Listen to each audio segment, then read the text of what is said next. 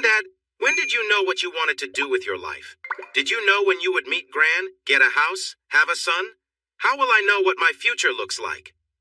17-year-old Matt Andrews asked his granddad this unexpected question while they were in the garage, working on Matt's Honda CBR 125 engine for the third time that year. They had just finished tightening the cylinder head nuts. Matt's granddad walked over to the bench and placed his wrench down. Above the bench were two shelves filled with manuals and helpful papers he had collected over the years. He hummed softly as he looked at the shelves until he discovered an old brown wallet folder. He took it and carefully pulled out several newspaper clippings, laying them on the bench. "Take a look at these, but be gentle with them. They're quite old, just like me," he said. His granddad picked up his cup of tea, leaving Matt to examine the yellowed clippings. The first one had the headline, "Bournemouth Bomb Wins Big Race." It featured a blurry photo of a young man wearing black leather and holding a large trophy with a winner's garland around his neck. Matt noticed the man in the picture looked a lot like him. "Wow, Granddad, that's you!" he exclaimed. The old man smiled and nodded. As Matt read through the article, he learned that his granddad had participated in a significant national motorcycle race and had actually won, taking home 4 trophies that weekend. He quickly glanced through the other articles, which praised the Bournemouth bomber and predicted he would become a racing star. "I've never seen these before, and no one has ever mentioned them. What happened, Granddad?" "Everyone's life is like a puzzle, son, and these are pieces of my puzzle. We all start off with the same corner piece being born. Over time, we add more pieces, learning to walk, saying our first words, and forming connections with our parents, family, and friends. When I first got a job, it was at a small bike shop that also had a racing team. It was a good way to advertise. When you win races, it helps sell more bikes. Unfortunately, the racer who was supposed to compete had an accident, so they let me step in for that weekend to ensure we had someone on the track. It turned out I was quite good, really good. As a young person, I had no fear and took to racing easily. In my first race that weekend, I came in third, then I got second in the next, and the last 2 races I finished first. They said I was a natural. After that weekend, I became the main racer for events up and down the country. I kept winning or coming in very close to first place. Within 6 months, the bigger teams were reaching out to offer me chances to race for them. But I didn't." Matt looked at his granddad with wide eyes, confused. He asked, "Why didn't you take the offer? You could have been really famous. It doesn't make sense." "I told you life is like a puzzle. Up to a point, I had some pieces ready to fit together, but then those pieces got set aside, and new ones came along. I met your grandma at a holiday camp and fell in love the moment I saw her. Everyone else around her seemed dull, but she added brightness and joy to my life. I knew I couldn't give that up for anything. She doesn't know, and you must never tell her I turned my back on fame and wealth because they were nothing compared to her. A new piece came into my life, and everything else fell into place over time." Within a year, Herbert Anthony Andrews had a heart attack, making the final piece of his life's puzzle complete. If he had continued racing, he might have become a motorcycle champion. But to him, that didn't compare to the life he shared with his dear wife. A few years later, Matt Andrews sat thinking about that talk with his granddad in a small Italian restaurant in Bournemouth, waiting for his wife, Tanya, to arrive. They called it their place, the one they visited on their first night together. They had met due to a bad traffic accident that connected their lives. The incident mirrored Matt's own childhood. A cruel twist of fate on a winter morning had made him an orphan, losing his parents and brother. He had visited the hospital out of concern for a child he hoped had survived the crash. Tanya was there as a police representative, and that's how their lives became joined, leading to their marriage. Today was their first anniversary. As Matt waited for her, he thought about what his granddad said and realized he was right. His life was coming together, and he could see what was next. His phone buzzed with a message, breaking his thoughts. "Sorry, Catch. I'm going to be about 30 minutes late. A lot has happened today. See you around 8. Xac eggs." Matt quickly replied with a couple of kisses and called the waiter for another beer. "Oh no, I need to go. Matt will be waiting for me. This isn't a good way to celebrate our first wedding anniversary." Tanya's boss, Graham, chuckled. "Matt's a good man, Tanya. He'll understand when you tell him. Get the taxi ready and leave now." 10 minutes later, she was in the taxi. At first, she planned to go home and change into something nice for their first anniversary dinner, but the news and her meeting with Graham had messed up those plans. As the taxi drove toward the restaurant, she thought about her life so far. Until a year and a half ago, she focused only on work. She had a few brief relationships, but kept men at a distance, not wanting anything serious. While she liked being close with someone, she often took care of her own needs alone. That was until Matt unexpectedly came into her life. She remembered their first meeting. He seemed to break down almost immediately. His past struggles came rushing back as he faced something similar in her. After that, she felt a strong bond between them, something that felt extraordinary. With him, it felt like fate had been waiting to bring them together. Before Matt, she had let her childhood grief lead her to seek justice for her loss. Her mother, who struggled with addiction, passed away before she was 21. Joining the police gave her the chance to find and confront those who had hurt her and taken away her happy childhood. A whole year had gone by since their wedding. Before getting married, they had talked about their future and the possibility of having children. She aimed to be the best in her field, hoping to take down as many criminals as possible through her smart approach. However, she had promised Matt that after 5 years, they would start a family together, no matter how far she advanced in her career. When they discussed this, she spoke her commitment, but a part of her knew that she might change her mind if needed. By then, she hoped their love would be strong enough to overcome any challenges. "That will be £8.50, the taxi driver said, interrupting her thoughts. She handed him a £10 note, quickly got out of the taxi, and entered the restaurant. The staff at the restaurant were used to Matt and Tanya. They treated them like special guests, welcoming them warmly as if they were royalty. Every time they visited, they were always seated in the same spot as when they had their first meal together, while the staff took care of them. Matt watched her come in, feeling like he might be dreaming. Even after a year of marriage, his heart raced a bit harder every time he saw her. Tanya looked like a beautiful flower as she walked gracefully toward him. She wore fitted jeans and a snug sweater, her hair tied back. Her fit body was evident, and he knew from experience just how active she was. She walked over and kissed him just as a waiter hurried to pull out her chair. "I'm sorry, Matt. It's been a hectic day," she said. "They just announced some changes at work. They are merging teams in our area. Kent and Sussex will combine, and so will Devon and Cornwall, and we'll team up with Hampshire." "Is your job safe?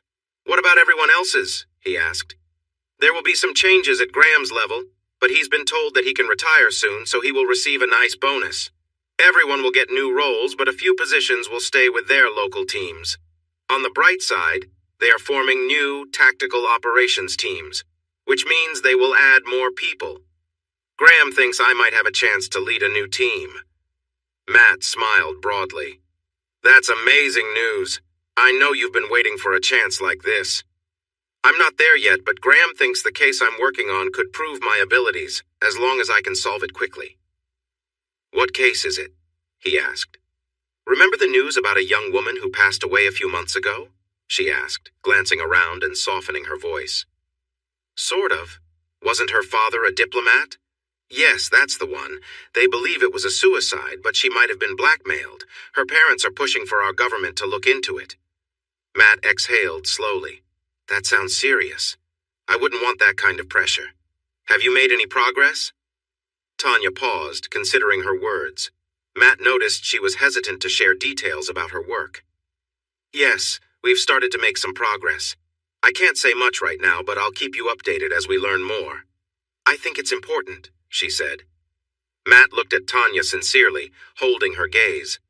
"Tan, please be careful and don't take any silly risks. No job is worth it."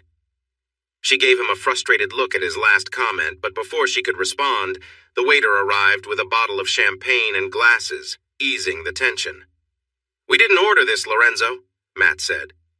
Lorenzo smiled and nodded towards the restaurant owner, Antonio, who blew them a kiss.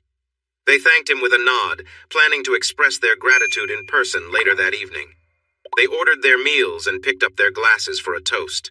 "To us, Tan, and the many more years we have ahead of us." They clinked their glasses and enjoyed the champagne. After finishing their starters, they both chose fish for the main course. Matt picked swordfish, prepared simply with olive oil and lemon, while Tanya opted for a more intricate dish of Dover sole with white wine, lemon, and parsley. As they chatted about life, they savored their meals, and when the table was cleared, they ordered Italian ice cream for dessert. Once the waiter left, Matt placed a small, wrapped box on the table and slid it across to Tanya. "Happy first anniversary, my one and only love." Tanya's face lit up as she took the gift and removed the ribbon. Inside were a pair of earrings, each about an inch long, featuring 2 elegant letters. One earring had a gold M in front of a silver T, connected by small spacers.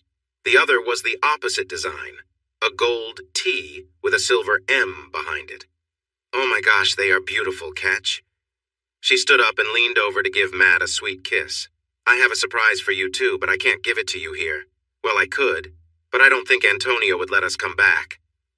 They both laughed. Tanya switched her earrings for the new ones and admired them in her compact mirror. Dessert arrived, they settled the bill and started to leave. Antonio approached with open arms, ready for a hug. "I didn't inherit much from my mother's side, but I got her gift for seeing people who belong together.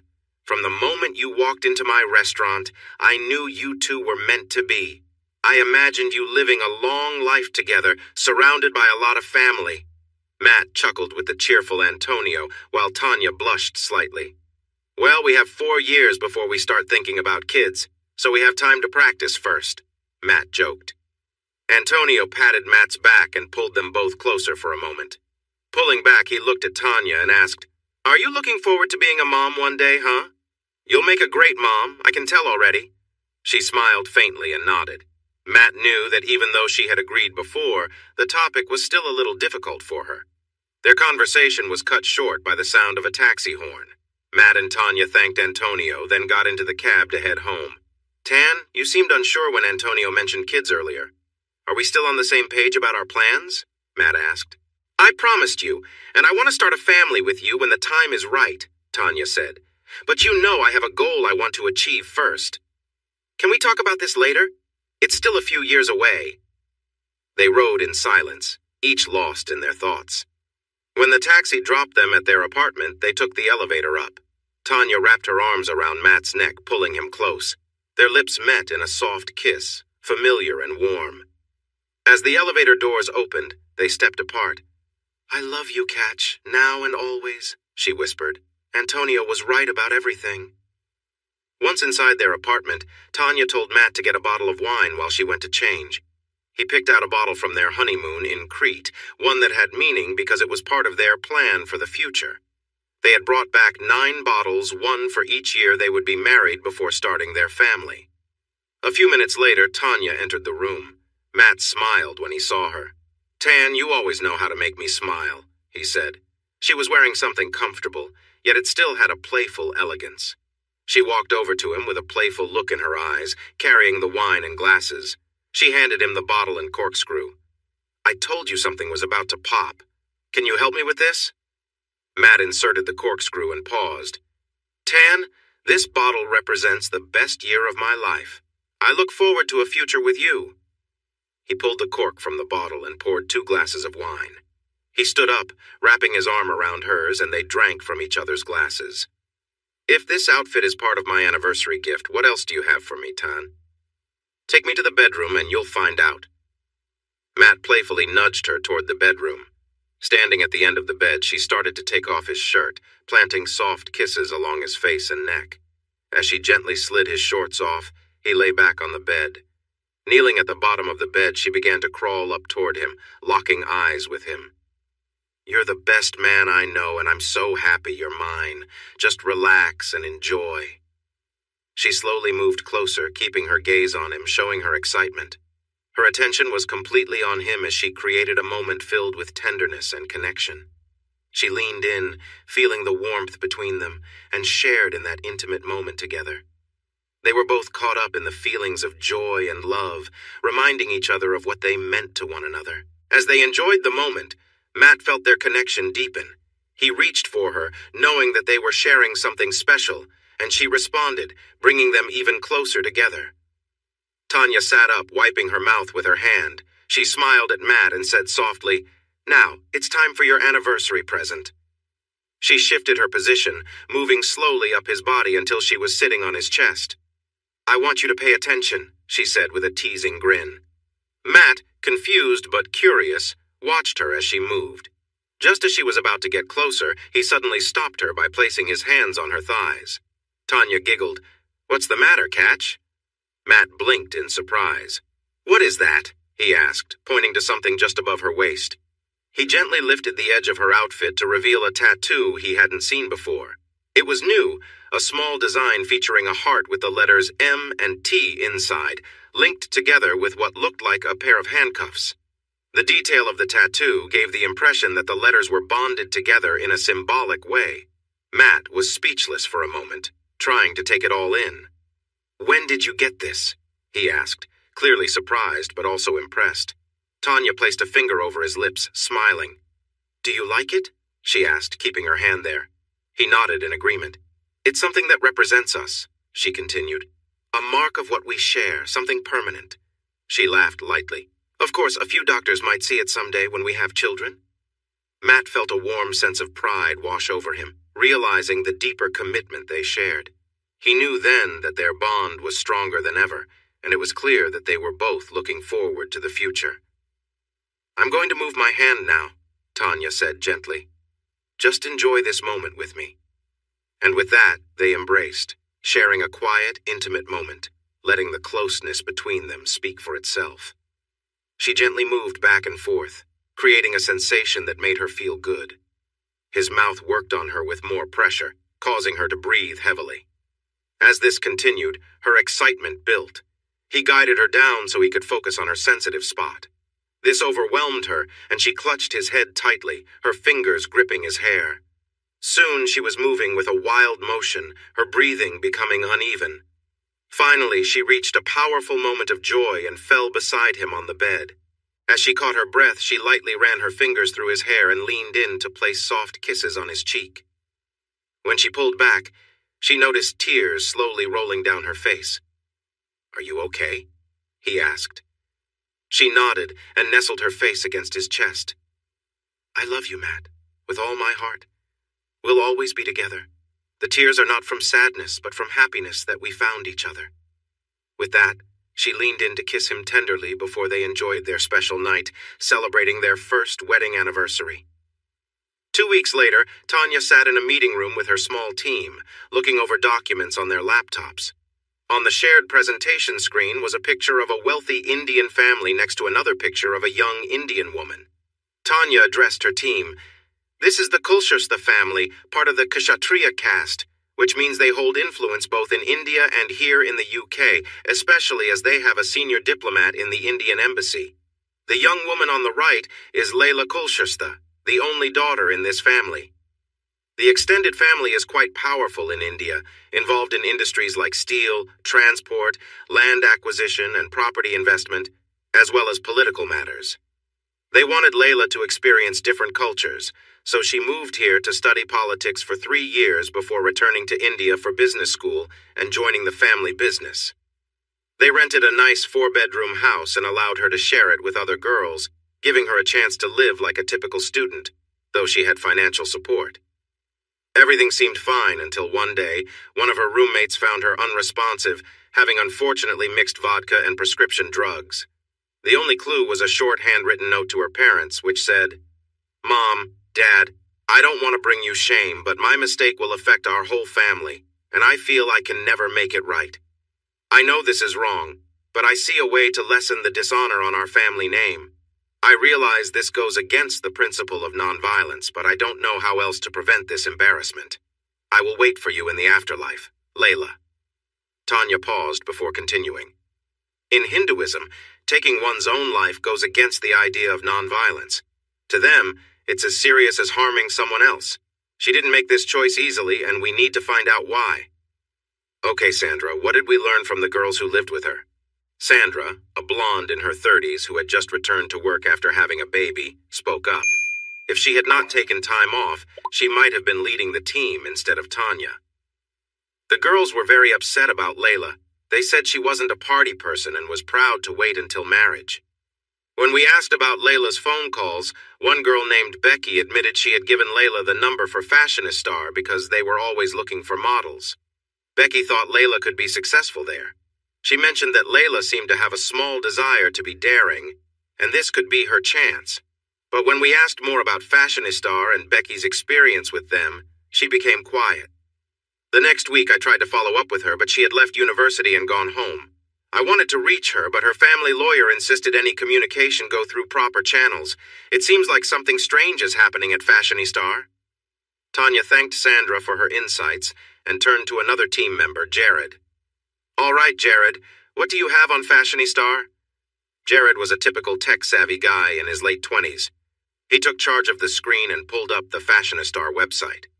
The company's directors are Ben and Angela Webb. According to the website, they provide high-end fashion models for major online women's clothing retailers, giving new models a chance to enter the fashion world. There's a testimonial from a supposed model here, but it doesn't give enough information to figure out who it is. We've done some research and found a photo on a person's Facebook page that helps identify her as Sammy Mills, who attended the university here 4 years ago. We've also learned that she unexpectedly moved to Australia shortly after graduating. We tried reaching out to her but had no luck. Her parents mentioned that she seemed different during her university days. Any online accounts she had, like Facebook, are now gone, as if she wanted to erase her past. She started as a lively person, but by the time she left, she seemed more withdrawn, as if she was carrying a heavy burden. The images we found include some that are unique and others from smaller local businesses. There are a few from mid-sized companies, but nothing that shows they are part of larger networks. Financially, they do bring in some money, but not enough. She might earn more working at a grocery store based on what we see. Upon looking closer, I found a parent company located in Dubai that is linked to another business called Sophistidate Limited. With another click, I opened a different website. The main photo shows a well-dressed businessman in his 40s with a young woman in her 20s at a fancy restaurant. The site caters to both men and women. Besides the picture, the site promotes opportunities for men to have sophisticated companions for meals, travel, and company. For women, it speaks of the chance to be seen as successful and appealing. It feels like a place where wealthy men seek young companions. To join, it costs a hefty fee for men, giving them special access to view profiles of women worldwide. There's also a link for women interested in joining, but it mentions that only a few are chosen to be part of Sophistidate. We've confirmed that Ben Webb is listed as a director, along with 3 others, Jan Bakker from the Netherlands, Barbu Stanescu from Romania, and Emre Yilmaz from Turkey. Looking further, we found another international company listing John, Barbu, and Emre as directors, which runs various adult sites, including one with a name that suggests it targets the Middle East. It's in a different language, and accessing it requires a costly subscription, claiming exclusive content. He continued typing, appearing to log into the site, and clicked on a video thumbnail, which began to play. The video featured a young woman in a tense situation with several men. About 30 seconds in, he paused the video that showed a woman's face while a man was behaving inappropriately. He pulled up an image that had appeared earlier. The video and image looked like the same person. It was Sammy Mills, the woman who had unexpectedly moved to Australia after finishing university. "Thanks for that. Not pleasant to see, but necessary," Tanya said. "There's clearly a link between all of these, and it's obvious that Layla got involved in this to the point that she tragically took her own life. We will uncover the truth and hold these people accountable." The team murmured in agreement. We had taken a government-created Facebook profile from 3 years ago for a 23-year-old woman named Karen White. We've updated her profile to make it look genuine and have included some personal photos. Our Karen has been in Africa with her parents, running a church and school, but she has now returned to attend university and study politics. We contacted Fashionistar, sent them a photo, and have an appointment in 2 days for Karen's initial interview. So, team, let's look at the information we can gather and the tools we can use. This was the first time Tanya would go undercover on her own, fully taking on the role of someone else while controlling a major investigation. 2 days later, Tanya was dropped off a street away from the Fashionistar location. It was in a modern industrial area, located in a plain, metal-clad building with other businesses nearby. Just before she reached the entrance, Tanya spoke to herself. "I'm going in. Are we ready?" The small earpiece responded, "Roger that. We have audio and visual recording. The team is in position. The code is not interested. Can you confirm?" "Yes, I can confirm." With confirmation that the necklace Tanya wore was working as a video and sound transmitter, she, as Karen, rang the doorbell. A woman in her 40s opened the door. Well-dressed and articulate, she introduced herself as Angela Webb and welcomed Karen to Fashionistar. They walked into an open reception and office area before sitting around a coffee table. "Can I get you a drink, Karen? I'm getting myself a coffee." "Oh yes, please. I'd like a coffee too. White, no sugar." Once Angela walked away, Karen looked around. The room had various photographs of models on the walls, along with what seemed to be certificates. Several fashion magazines were on the coffee table where they were sitting. Angela returned with a tray. She had 2 coffees, a couple of glasses, and a tall bottle of water. Karen noticed the water looked a bit cloudy. "There you go, 1 coffee and a bottle of water. If we have the photo shoot today, it can get warm under the lights, so it's important to drink enough water." She pointed to the coffee maker, showing where the drinks were. "There's a water dispenser over there. Feel free to use it. It has lemon and lime slices for flavor, which is why it looks a little cloudy. When you refill, you can see for yourself. Make as many drinks as you like throughout the day." Karen nodded and took a sip of the coffee. It seemed a bit sweet, so she guessed Angela might have mixed up their cups. Instead of making a fuss, she decided to drink the water. Angela asked Karen about her thoughts on Fashionistar, how she saw the industry, and how she felt about being in front of the camera. Karen answered smoothly with rehearsed lines, creating a solid image for the character Tanya was portraying. Angela explained how Fashionistar worked and how it was flexible enough for someone like Karen to study. She mentioned that Karen would need a collection of photographs for potential clients to see. The photos would cost £100, but Fashionistar promised that there would be enough chances to work and earn the money before it was due. "Any questions, Karen?" Karen shifted in her chair, feeling a little uneasy. "I won't have to do anything unusual for the photos, right?" Angela chuckled and gently patted Karen's knee. "You're so sweet. Nothing strange happens at Fashionistar, but some of our clients sell adult clothing and products, all well-known brands. If any of them like you, it's your choice whether to work with them. There are other models who are fine with that for the money. I promise it's all legal, and we only create ads for their products." "Thanks, that makes me feel better. I do need the money, so I'll think about it if the chance comes up." "Great. You've passed the first part. If you want to continue and join our group of models, you'll need to fill out some forms. Shall we go on?" Karen nodded. Angela organized the papers on her clipboard and handed the forms to Karen. "It's pretty standard for the industry consent forms, ownership details, fees, what we expect from you, and what we'll provide in return." Karen quickly skimmed the documents. "There's a lot to take in here all at once. Why does it ask about my personal life?" Karen asked. Angela laughed again and placed her hand gently on one of Karen's knees. "Don't worry. Nothing is wrong with those forms. See those 3 drawers behind the desk? They are filled with forms for girls who signed up and earned some good money with us. There is nothing to worry about.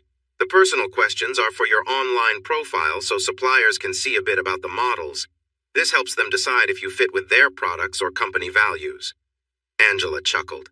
She leaned in and whispered to Karen, "Honestly, I think it's all just nonsense, but our clients see it as a kind of art. I have a simpler view. When someone sees a model in an outfit, part of them imagines it's them wearing it, and the other part looks at the clothing itself. Simple as that." With that, Karen filled in the forms, signed, and dated them. She was now officially a model for Fashionistar. Angela looked through the forms. "No way! How can someone as lovely as you be single? No boyfriend? No girlfriend?" Karen hesitated. "Nan, no, I've never had a boyfriend and, well, definitely not a girlfriend. Sorry, that's just not me. I've been in Africa helping my parents who run a church and school.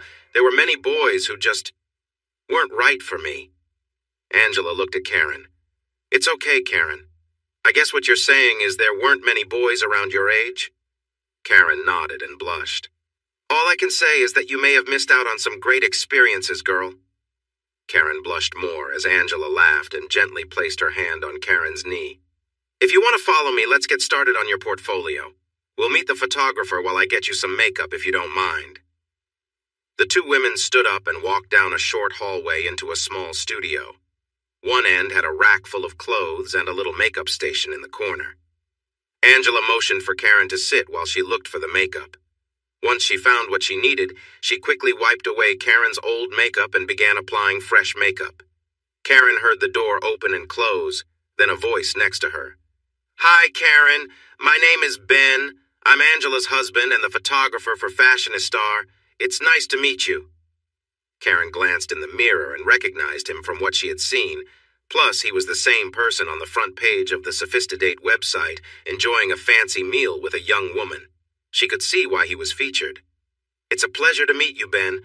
I hope I'll be okay for this. I'm really nervous." He placed a hand on her shoulder and gently rubbed it to reassure her. "You'll be fine. I promise you'll enjoy it as a fun experience." What girl doesn't like dressing up? She saw his reflection in the mirror, smiling at her. "Are you okay with me picking out some outfits for you to try while Angela does your makeup? I know I'm a man, but I really do have a good eye for what looks great on women." Karen giggled as she replied, "Sure, but nothing too revealing." She thought he seemed quite charming and had a vibe that surely drew many women to him. But how did his wife fit into all of this? She noticed Ben going over the papers she had filled out. "No boyfriend? I find that hard to believe, especially with someone as attractive as you. I see you just got back from Africa. Did you leave him there?" No, Ben. Actually, I've never had a boyfriend or a girlfriend." She remembered what Angela had asked her earlier. He looked at her. "Hey, don't be shy about it. You'd be surprised how many women come through our doors just like you. It's really not a bad thing. In fact, some of our clients see it as a positive."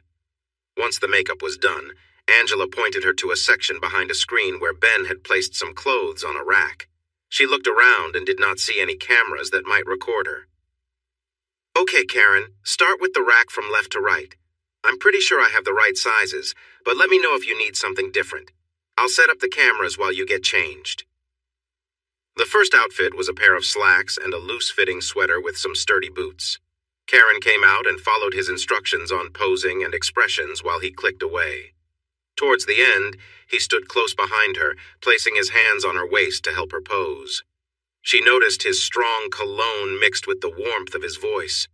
He suddenly asked her about her time in Africa, where she had stayed and what it was like. Caught off guard, she focused on the information about her persona that had been crafted for her. Concentrating hard, she answered smoothly, hoping it sounded genuine. Ben then shared some of his experiences from Africa, occasionally asking if she could relate to the places he mentioned. She felt he was checking to see if she was who she claimed to be. The photo shoot went on, though she needed to take breaks due to feeling more thirsty than usual. They went through several outfits, noticing that they became more stylish with each change: shorter skirts, fitted dresses, higher heels, and snug tops. Every now and then, he would ask her to pose a certain way and then adjust her position himself. Each time, his touch lingered a bit longer and he stood a little closer. At one point, he had her stand while he placed his hands on her hips, guiding her into a confident posture. He walked around to face her, then took her hands and placed them on her hips, moving them slightly to the right spot. He held her hands for a moment longer than needed, making her feel the warmth of his grip. "That's it. Hold that pose for me." His face was very close to hers, and she noticed something in his eyes.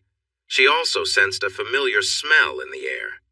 Suddenly she felt embarrassed, realizing it was her own feelings that were making her blush. Ben smiled, then stepped back to enjoy the view before him. He turned and returned to his camera, snapping several pictures while giving her instructions to change her pose. She went back to the changing area and began to take off the outfit hanging there. Ben, I'm not sure I can wear the last outfit." She heard him chuckle. "Just take it off the hanger and think of it as just another piece of clothing. There's nothing different than what you would wear at the beach."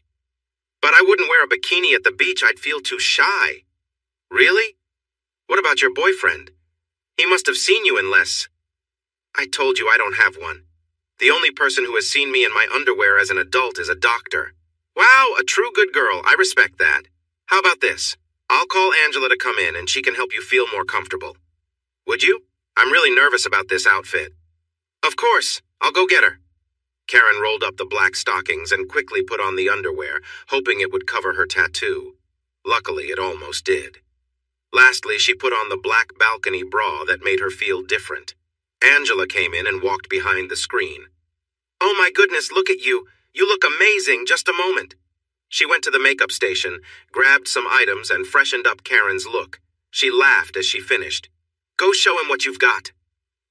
With some nerves, Karen stepped out from behind the screen to face Ben. Quick, get me a chair. I think I might faint. Karen, you are a beautiful young woman. Never be shy about who you are. He started to guide her on some poses, asking her to bend slightly and look at the camera. After a few shots, he lowered the camera and walked over to her. We really need to perfect this pose. Do you mind if I help position you? Karen nodded. He stood behind her and gently placed his hands on her hips. Now move your legs apart just a little. That's good. A bit more. Okay, stop. He crouched down behind her, guiding her into the right position. As his hand moved towards her thighs, it lingered longer than necessary. Tanya felt nervous as sweat began to appear on her forehead and her face turned red. He then asked her to put her hands on her knees, keeping her arms straight down. Being so close to him felt overwhelming, and a feeling inside her grew stronger, making her believe he could sense her nervousness. He stood in front of her, and her face was at his level. I'm going to adjust your head for this shot. Are you okay with that? He asked. She nodded, agreeing to his request. He got closer, and she could see the outline of his body through his pants. With his hands on her shoulders, he shifted her position slightly. There was a brief silence as he adjusted her head, tilting it until she was looking in a different direction. Then he crouched down so his face was just inches away from hers. In a soft voice, he said, You look great. Tanya felt embarrassed as her body reacted in ways she didn't expect. She could feel the heat on her skin and was aware that he probably noticed her nervousness too. She was torn between wanting this moment to end quickly and wishing to escape the situation entirely. Over the next few minutes, he had her pose in various ways that felt uncomfortable. Despite her efforts to remain calm, she could feel herself becoming more anxious. She was relieved when it was finally over and she could put her own clothes back on. In the office, she sat with Angela, discussing what would happen next. Angela explained that a limited number of photos would be shared on a special part of the website for clients, along with Tanya's biography. New faces were always in demand. They would review the client responses when Tanya returned and decide on the best photos for her portfolio. You did really well, Tanya. I hope you enjoyed it. We should get back to you within a week, and I'll send that contract to you later today, Angela said. As she stood to leave, Ben came into the office holding a printed photo. He handed it to Tanya. It was from the last shoot, showing her in a pose she hadn't imagined. Tanya looked at the photo. The woman in the picture seemed different to her. Karen stood in her black heels, her legs covered in stockings, feeling a mix of emotions. Heavy makeup and bright red lipstick completed her look. Her thoughts raced, leaving her confused, caught between feelings of unease and something else she didn't want to admit. She looked up at Ben, feeling a sense of tension. As he leaned over her, handing her a photograph, Karen noticed his finger briefly touched her. His words lingered in her mind. Don't be afraid to embrace your strengths, Karen. You're a truly beautiful woman, he said before giving her a quick kiss on the cheek and walking away. Angela followed, offering her a handshake and a polite kiss on the cheek before escorting Karen to the door. Once outside, Karen's persona slipped away and she became Tanya again. Speaking into a hidden microphone, she communicated with her team. I'm about 30 seconds away. Get ready to open the door. Are the audio devices working? Yes, boss. Both the studio and office are transmitting sound, came the reply. Earlier, Karen had discreetly placed small audio bugs under the coffee table and a seat in the makeup area. Now they could listen to conversations at Fashionistar for the next 48 hours before the bugs' batteries ran out. A few moments later, Tanya entered a van disguised as a builder's vehicle. Inside, she was handed a headset that allowed her to listen to the live transmissions. On the other end, she heard a conversation between Ben and Angela. Well, what did you think? I'm honestly surprised by her transformation. 1 minute she's quiet and shy, the next she's a confident, bold woman, Ben said. Angela added with a laugh. I think we can really make something big out of this.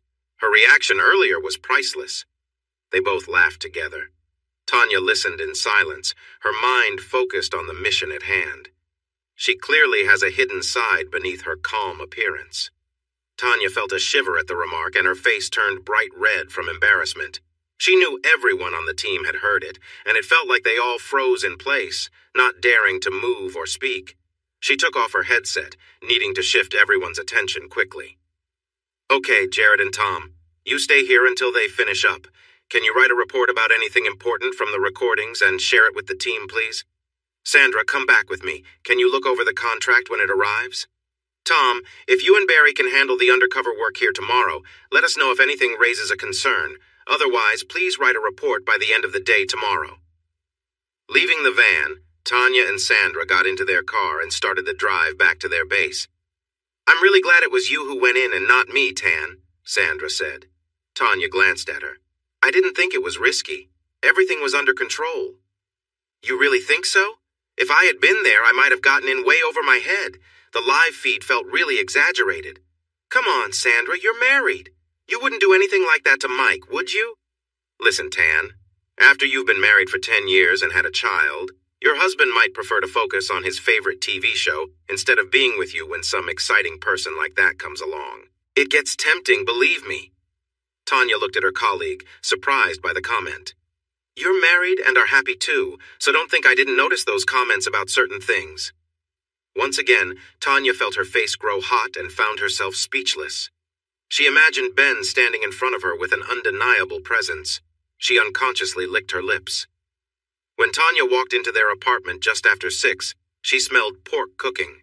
When she first met Matt, she impressed him with her cooking skills, especially with Greek dishes, and over the last year, Matt had learned enough to be nearly as good at making Greek food as she was. Hi, Tan. I'm making pork souvlaki with salad. Is that okay with you? Matt asked. Ooh, thanks. It's been a long day. Go sit down. I'll pour you some wine and dinner will be ready in 10 minutes. 10 minutes later, they sat down to eat dinner, with a glass of wine for Tanya and water for Matt. Looks like you've had a busy day, Tan. Working hard, huh? He remarked. Yep, I was out on my first major undercover assignment today, plus I'm leading the team, she replied.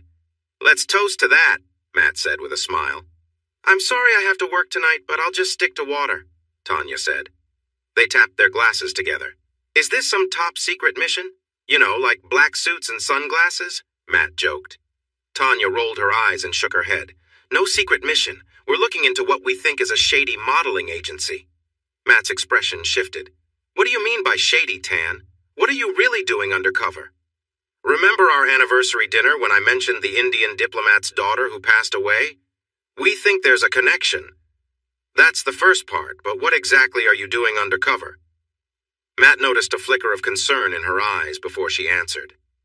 Today I went in as a model for an interview and did a photo shoot with them. They mainly work with online clothing brands. Matt was intrigued. So, you've been a model today? I wish you had told me that beforehand. What kind of clothes are you modeling? Tanya hesitated. She knew she couldn't share everything. Just the usual clothes you'd find at any major online store: skirts, dresses, tops, shoes, and boots. Matt raised an eyebrow. If you think they're shady, did they do anything that made you worry? Did they ask you to dress in a way that felt off? Tanya didn't expect him to ask so directly. Oh no, the company is run by a couple in their 40s and they were with me the whole time. Matt could tell there was more she wasn't sharing. For the first time, he sensed that she wasn't being completely truthful. Tan, I know your job can be tough, but please be safe. Are you alone in there? Yes, but I'm wearing a hidden camera with audio. The team is in a van just around the corner recording everything. That makes me feel better. I'd rather know what's going on, but I don't need all the details of your work. I trust you, but it's the others out there that worry me. The next few hours felt a bit tense. Matt wished Tanya had been more open about her job. Usually, he had to tell her to stop sharing so many details. He thought he might need to ask more questions if she kept holding back. After Matt left for work, Tanya relaxed in a warm bath, lighting candles and bringing her drink with her. As she soaked, her mind drifted back to earlier that day and some of the interactions she had. The thoughts lingered longer than she expected, and she tried to push them away.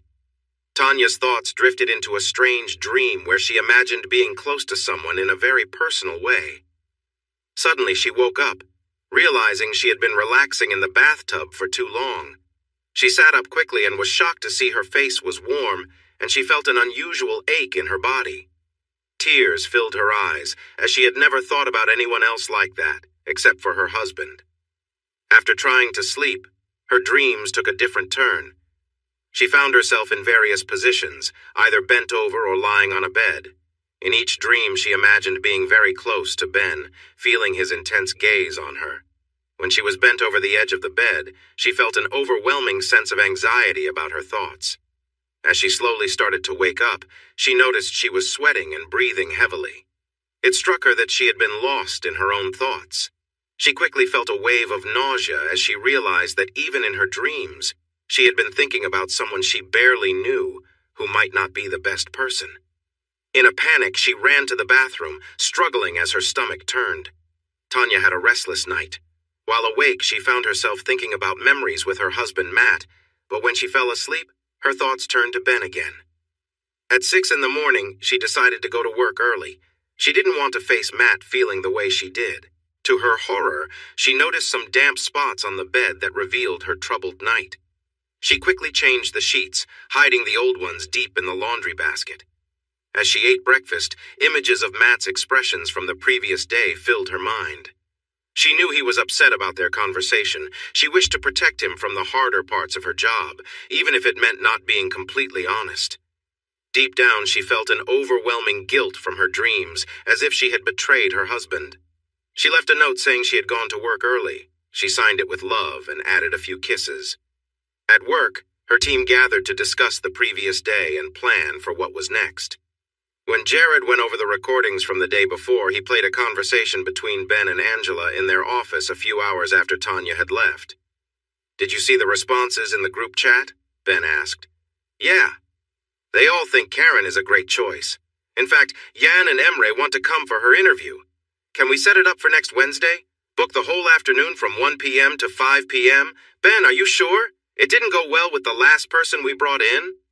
"That might be true, but those messages clearly show interest. She seems innocent at first, but I believe there's much more to her. Just keep your distance from me. After all these years, I prefer a different kind of company." Speaking of which, did you manage to get in touch with that girl? Terry? Yes, let's just say she helped settle part of her debt in a unique way. It might not have the perks, but it's nice having connections like that. They all laughed as the recorded segment ended. "All right. We're certain we are up against some serious issues here, so we need to take more action. Sandra, can you try to find this Terry? Check the university for any women named Terry, and see if we can spot someone in the footage we've gathered." "No problem. I'll start on that. I also have something important to share. Remember Sammy Mills, the girl who went to Australia? I asked the police there to look into it, and they got back to me. She was reported missing a couple of weeks ago by her boyfriend, but there's no word on where she might be. No phone calls, media activity, or bank transactions since then. Good job, Sandra. Contact Interpol and let them know we think there could be a connection to our case. Let's get some extra help." This brings us to a possible operation next week. Any ideas? For this meeting, Graham, Tanya's boss, decided to sit in. He had years of experience in undercover work. "Tanya, explain how you are planning to keep safe. Listening to that recording, it sounds like you're stepping into a risky situation, and we know how important it is to get this right. We'll use the same approach as yesterday, plus we already have 2 audio devices set up. That's not enough, Tanya. You all need to think this through more carefully, consider every possibility, and make sure you're prepared. I will join you again before next week, but I can't do anything until I know you have properly protected the team, especially yourself." He apologized and said he had to go to another meeting, then he left. The team exchanged glances and Tanya spoke up first. "I didn't see that coming. Let's put our heads together. I won't let this slip away from us." Throughout the day, the team improved their strategy. The next morning, they went over it with Graham, who supported their plan. The only change was that if they didn't hear Tanya's voice for 2 minutes, the team would proceed with the raid and use an extra device to alert them if Tanya needed help. They organized the additional resources and applied for a search warrant for the following Wednesday. The team talked about the contract that Tanya, also known as Karen, had signed. Legal experts reviewed it and concluded it wouldn't hold up in any UK court and likely in many other places. The £100 fee they discussed was actually per photo used, and the promise to recover the fee through earnings was tied to the holding group, not to Fashionistar as a company. If the loan for the photos wasn't repaid within 30 days, it would accrue interest at 300% annually. It was clear how girls became trapped and vulnerable. The next question was how they went from vulnerable to being exploited. As the days passed, Tanya began to feel the emotions from her visit to Fashionistar fade, especially the troubling images of Ben that had caused her distress. She managed to let go of those thoughts most of the time. From her office, she noticed the team watching clips from the portfolio shoot and found herself drawn to a moment when Ben stood in front of her, looking a certain way. She quickly turned away before her body could inadvertently react to what she saw. At home, there was a slight tension. Neither Matt nor Tanya could show it to visitors, but they both felt it. On Tuesday evening, before Matt left for his night shift, Tanya spoke to him. "I'm sorry about last week. I know you care about me, but this is my job. I just wanted you to know that tomorrow we are shutting down their operation." "Are you going back undercover, Tan?" "Yes, I am.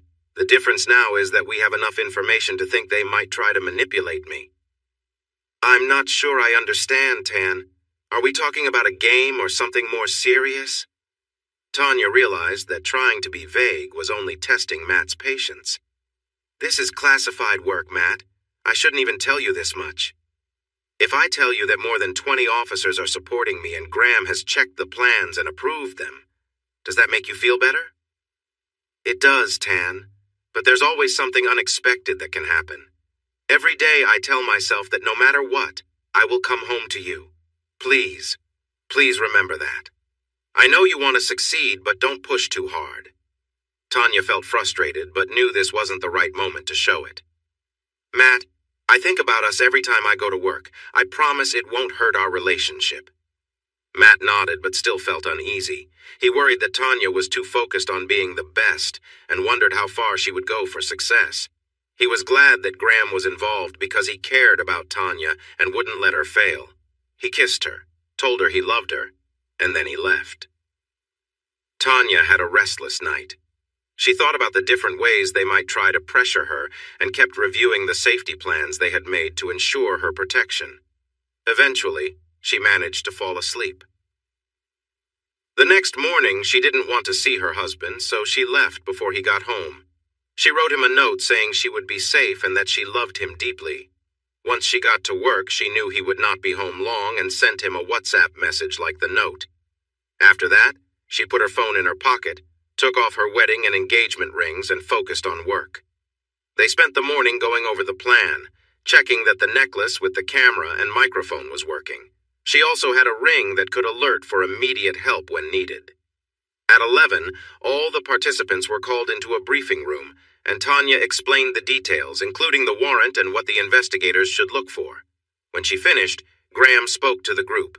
"I believe we have everything we need to catch these people, but our government wants to ensure we get the job done. Good luck, everyone. I know you will make us proud." With that, Operation Dressdown began.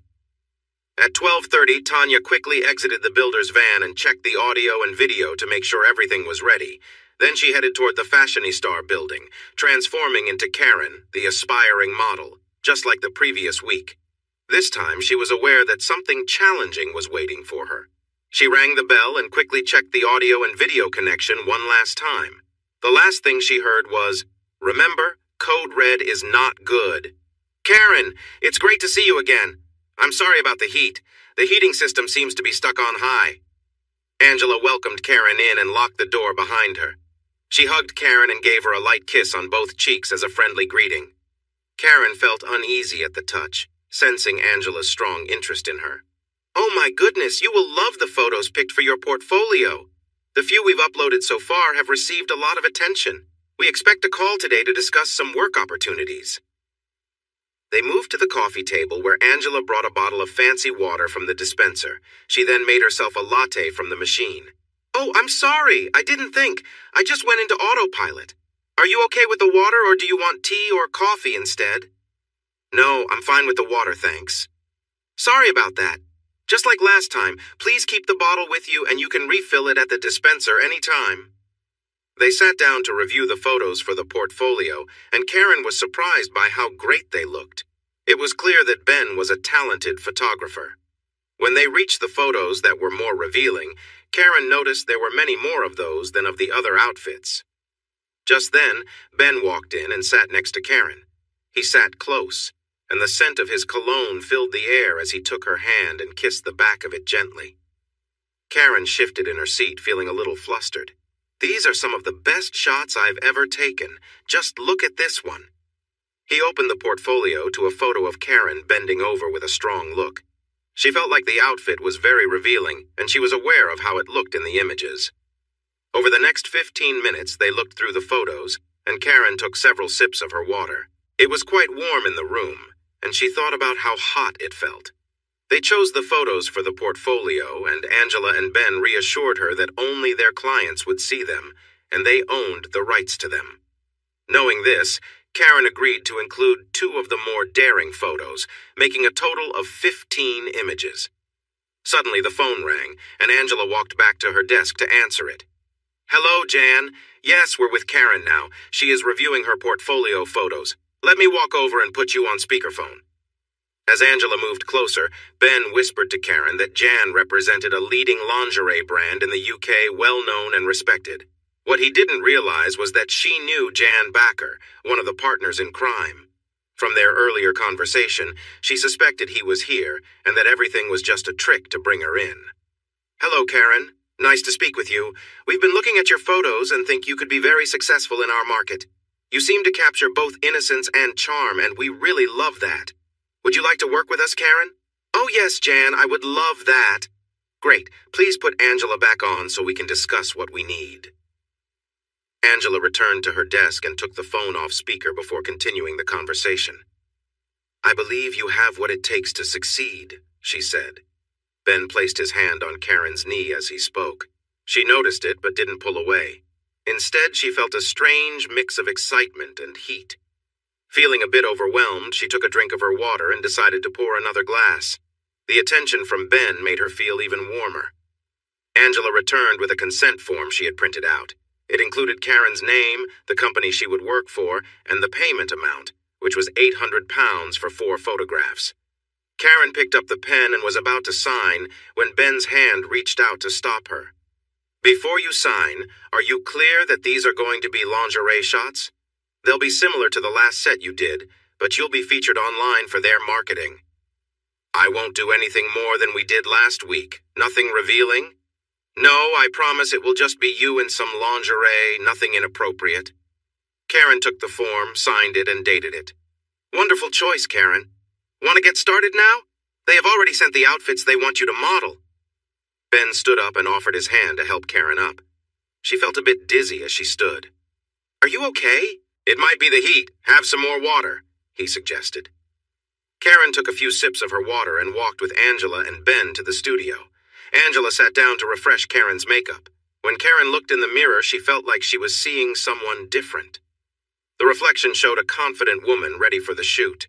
Subconsciously, she ran her tongue over her lips. Meanwhile, Ben set up his camera and arranged a selection of outfits on a clothes rack. Once the makeup was finished, she stepped behind the screen to change into the first outfit, which was quite similar to the one she had worn before. Ben gave Karen directions for posing but kept his distance, never physically adjusting her himself. After a few costume changes, she found herself wearing high black boots and underwear that felt unusual.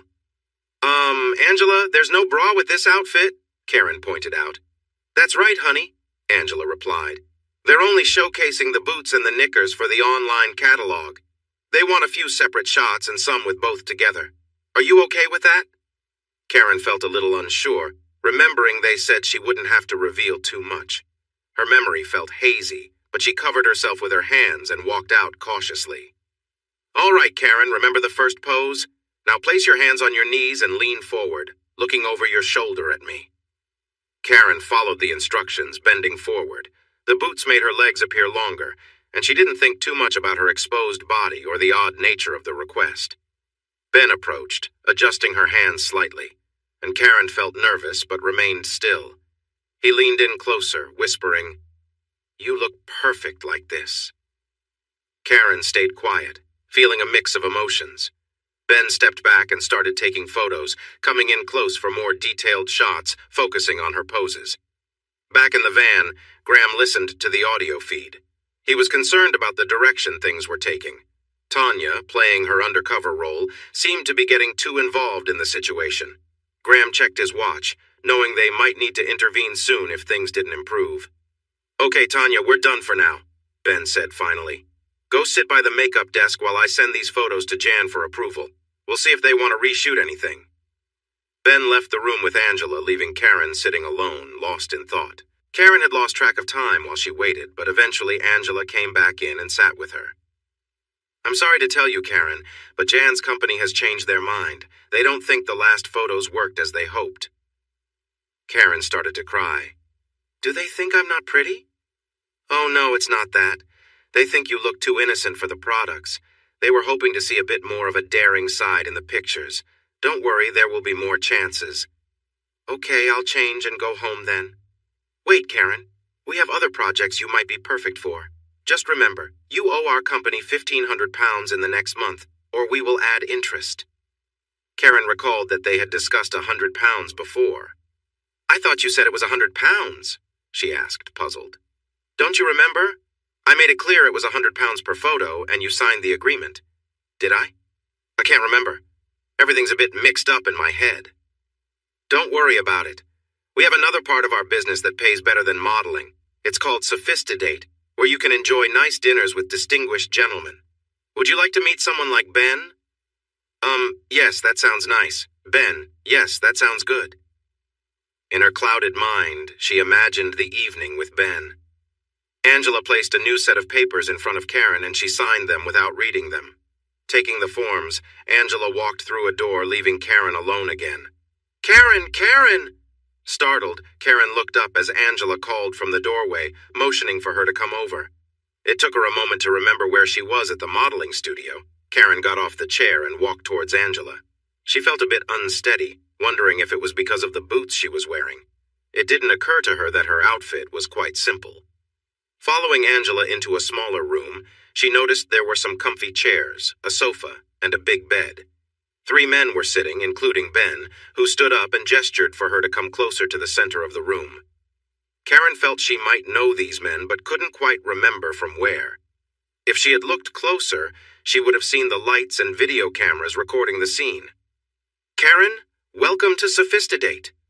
Karen stood there, unsure of what was happening. A voice inside her urged her to leave. She reached down and fiddled with her necklace, trying to distract herself. Karen absent-mindedly played with a ring on her finger, feeling like there was something important about it, but she couldn't quite remember. A voice was speaking to her, muffled at first, but then it became clear as Ben slapped her across the face, splitting her lip. He yanked the necklace from her neck, throwing it across the room. "I don't like repeating myself. Focus on me, not that necklace," he growled. "I'll ask again. Are you ready for your interview with Sophistidate?" Karen's mind was foggy. "Interview?" she muttered, her words slurring. "I don't remember anything about an interview." Ben grabbed her hand, forcing her to rub the front of his trousers. "But you remember this, don't you?" he said with a smirk. "Why don't you get on your knees?" Even though Ben had released her hand, Karen found herself continuing the motion, her thoughts clouded. She began to kneel, using Ben for support. But just as she started, the door burst open. In the command truck nearby, Graham had been listening to the audio feed. His team had been monitoring everything, and he knew it was time to act. The audio had become garbled, but what they could hear was enough to make Graham shout into the radio, "Move in now! Secure the area, and protect our operative!"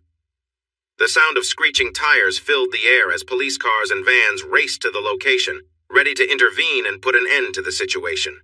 The main focus was on the team with the battering ram since they were parked nearby, ready to act. As soon as their van turned the corner, they found a large truck blocking their way. The truck couldn't move because it was being unloaded. The team had no choice but to run the 300 meters with the battering ram, joined by other units in the same situation, all heading to the same building. When they finally reached the entrance, the double doors easily buckled under the ram's force, and the sound of glass breaking echoed as small pieces fell to the floor. The metal doors were now damaged as a group of police officers surged into the building. Inside, in a soundproof room, the people inside were unaware of the chaos outside as another battering ram was breaking through barriers. Karen felt overwhelmed with confusing thoughts and emotions. She couldn't remember things feeling this intense before. Her attention was suddenly drawn to Ben, whose eyes held a gleam of desire. "Come on, you can do this," he encouraged. At the sound of his voice, she felt a mix of fear and anxiety. Without knowing why, she wanted to please him and tried to adjust herself as he took charge. Suddenly, the door flew open, and police officers rushed into the room. Ben, startled, released his grip. Karen slowly realized something was very wrong. In that moment of clarity, driven by instinct, she bit down hard. Ben let out a cry of pain. Before the police could reach him, Ben swung his fist, hitting Karen and knocking her unconscious. Tanya woke up in a hospital bed, her face hurting and her head pounding. As she looked around, it all came together. She was in a hospital room. Her boss, Graham, was sitting in a chair nearby. "Hey, welcome back. How are you feeling?" he asked gently. "Like I've been hit by a truck," she replied, trying to shake off the daze. "How did I end up here?" she asked softly. "Let's take a step back, Tanya. Can you tell me what you remember from the moment you knocked on the door of Fashionistar?" Tanya recounted her day, mentioning how hot it was and how she kept drinking water. She remembered looking at photos in the portfolio and receiving a call about the photo shoot. She felt upset at one point, but she wasn't sure why. Then a dream came to mind. "What was the dream about, Tanya? It's okay, no matter how awkward it feels. It's important," he urged. She swallowed hard. "I was with Matt, but he looked different. It was confusing," she admitted, her voice trembling. She rubbed her throat as the realization hit her, and tears started to flow. "They must have put something in your drink. That's why you lost track of everything, and I'm sorry for letting it go this far. I thought you were just pushing yourself for a solid case. Remember the first trip? Did you have any strange thoughts then?" She recalled the image of Ben and the unsettling feelings that followed her for days. Her cheeks flushed, and she looked down. "I'm sorry, Graham. I thought it was just the photo shoot and being around an attractive man. You think I was drugged?" "We found 2 boxes by the water cooler labeled Day 1 and Day 2. Tests are being done, but we suspect they contained drugs like Rohypnol and ecstasy. The first was likely mild enough not to alarm you, and they might have been waiting for stronger effects later. If you had told us after the first shoot, we could have handled it better on the next one." "I'm really sorry, Graham. I should have thought of that. I let everyone down." "No, Tanya, you did your best. But what happened wasn't part of the job. It's going to get complicated, but the Home Office is going to handle it quickly, and it should fade away. Still, this is about you. You're a married woman, and your husband doesn't know anything yet." As Tanya's mind cleared, she started to process the seriousness of the situation. "Oh no, what time is it? What will I say to Matt?" Panic surged in her stomach. "It's 6 p.m., Tanya. You'll need to stay here for the night for observation." "Oh no, Graham, I can't do that. What will I tell Matt?" "Just tell him the truth. Come on, you've talked to enough people to know that lies don't last forever and usually cause big problems." Tanya began to cry. "I can't, Graham. Things got complicated between us leading up to this. I told him I was the main undercover agent, but he made me promise to stay safe. I assured him I wouldn't put the job before us. He won't be able to handle what's happened." Graham reached out and took her hand. "So, how do you want to handle this?" Tanya took a moment to gather herself before answering. "Can you text Matt and tell him I'm busy with interviews after the operation? Tell him I'll be home late tonight. I need to be out of here and home before 7 in the morning when he gets back." Graham sighed and looked at Tanya's tired face. He could see the bruises on her cheek, the dark circles under her eyes, and the cut on her lip. "Just this once, Tanya. I don't like it, but I understand the tough spot you're in. But your face is a real mess. You won't be able to hide it from him. What's your plan for everything else that's happened?" She began to cry softly again and shook her head. I don't know, Graham. I need time to think before I decide anything. On that note, I've made a decision. You're taking a week off. There's a trauma specialist outside to talk to you. Then we'll get your statement about the operation. I'll speak with the doctors, and if they agree, we can get you home before 7 in the morning. But promise me, Tanya, think carefully about how you'll explain this to Matt. Remember, every action has consequences. Tanya nodded. Graham patted her hand and stood to leave. Tanya, really think hard about keeping things from Matt. As your friend, not just your boss, I urge you not to. Problems tend to come back when you least expect them. I'll make sure you get all the support you need to get through this. Tanya looked at him and nodded weakly. Graham felt a sense that she might make a mistake. He didn't like it, but it was up to her, and she would have to handle the results. One last thing. He took her wedding and engagement rings from his pocket and handed them to her. I found these on your desk with your phone. You hide them well. It wouldn't look good to go home without them. Barely able to speak, she said thank you and took the rings. As she put them on, Graham left and called for the trauma specialist to enter the room. In the next few hours, people came and went. Along with doctors and nurses, she had her first session with the police trauma specialist, which led to 3 more sessions. Then she met with 2 senior detectives about the operation called Dress Down. They let her know that Angela Webb quickly tried to make a deal to lessen her punishment. But even then, there wouldn't be much mercy because of how serious the situation was. By 2 a.m., she was alone and finally managed to fall into a restless sleep. At 5:30 a.m., a nurse woke her up and told her she could go home now. A policewoman was waiting outside to take her home, so she put on the clothes from the day before, although she vaguely remembered they weren't what she was wearing when she arrived at the hospital. As she was about to leave, the nurse gave her a bag with her belongings, which felt heavy. Looking inside, she found some boots and other clothes that made her feel uncomfortable. She had to suppress her feelings as she wanted to react, but she knew doing so would mean returning to the hospital. She left with the policewoman and tossed the bag into the first trash bin she saw. At 6:15, she walked into her apartment, still exhausted and in pain. Looking in the tall mirror in the hallway, she was shocked by her reflection. Her face looked terrible. The bruises around her eyes were a mix of yellow and purple. Her cheek was swollen, and her lip was puffy from being hurt. She knew it would be hard to explain this later. She wrote a note for Matt, telling him she was tired and would sleep in the spare room. When she woke up at 2 p.m., it was hard for her to swallow. She quietly walked into the kitchen and snuck up behind Matt, wrapping her arms around him and giving him a gentle kiss on the back of the neck. "I love you, Catch," she said softly. Matt turned around, surprised, and when he saw her, Tanya took a deep breath, preparing for his reaction. "Tan, what happened?" He pulled her close and she started to cry softly. "I'm so sorry it turned bad at the end. When they realized what was going on, one of them tried to get past me. I got hit a few times and I didn't expect it to happen so fast. All I could think about was what you said before I left." Just when she was about to tell him the truth, she hesitated. She knew that revealing everything right now could harm their marriage. After a few minutes, they pulled away, and Matt made them some tea. They sat at the dining table while he began to ask the questions that had been building in his mind.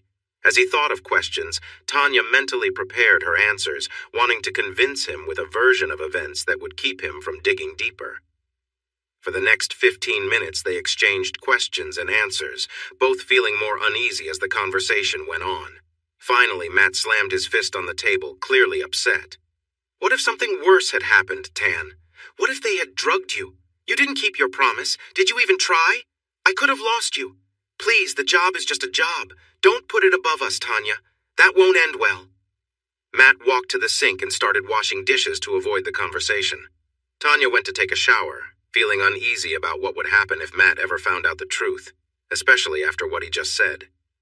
The next few days at home were quiet. Matt had 4 days off, and Tanya was told to rest at home for 5 days. Her face didn't look good, so she didn't want to go out more than necessary. They decided to decorate their bedroom together. A couple of days later, it was all done. That evening, Tanya made a nice steak dinner and they shared a bottle of red wine. After dinner, they cuddled on the couch and watched TV. Matt reached down and picked up a rectangular jewelry box he had hidden beside the sofa and handed it to Tanya. I'm sorry if I've seemed harsh, Tanya. Seeing you the other day made me realize how dangerous your job can be. It felt like a wake-up call, and I'm sorry if I overreacted. He gave her the box. When she opened it, she found a necklace like the one she had worn while working undercover. Instead of feeling happy, she remembered when it had been ripped from her neck. She sat there, frozen, as memories flooded back that she had tried to forget. Are you going to say something, Tanya?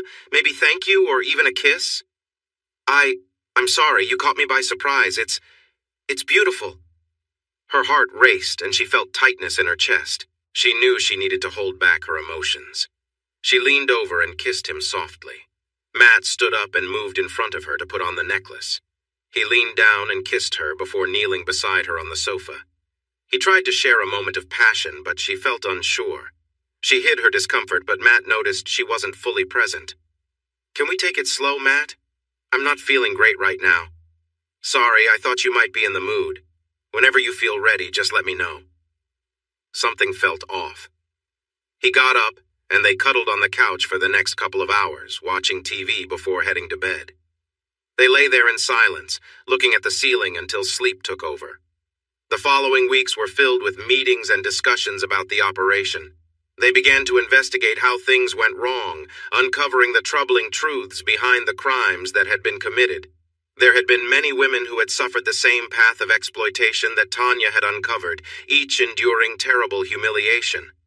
Among the video files stored on a server was one of Layla, the young Indian woman whose case triggered the investigation. The men involved had cruelly taunted her, claiming they had taken her innocence. In every video, Angela could be seen in the background, relishing in the suffering of the women as she filmed. Using advanced investigative techniques, authorities began identifying and discreetly contacting victims.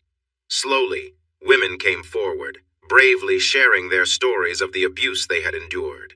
The women were trapped in a cruel scheme. After being assaulted, they were shown videos of themselves, altered to make it appear as if they had participated willingly. They were then blackmailed, threatened with exposure if they didn't comply. The videos would be shared online and sent to their families and contacts if they didn't agree to be controlled.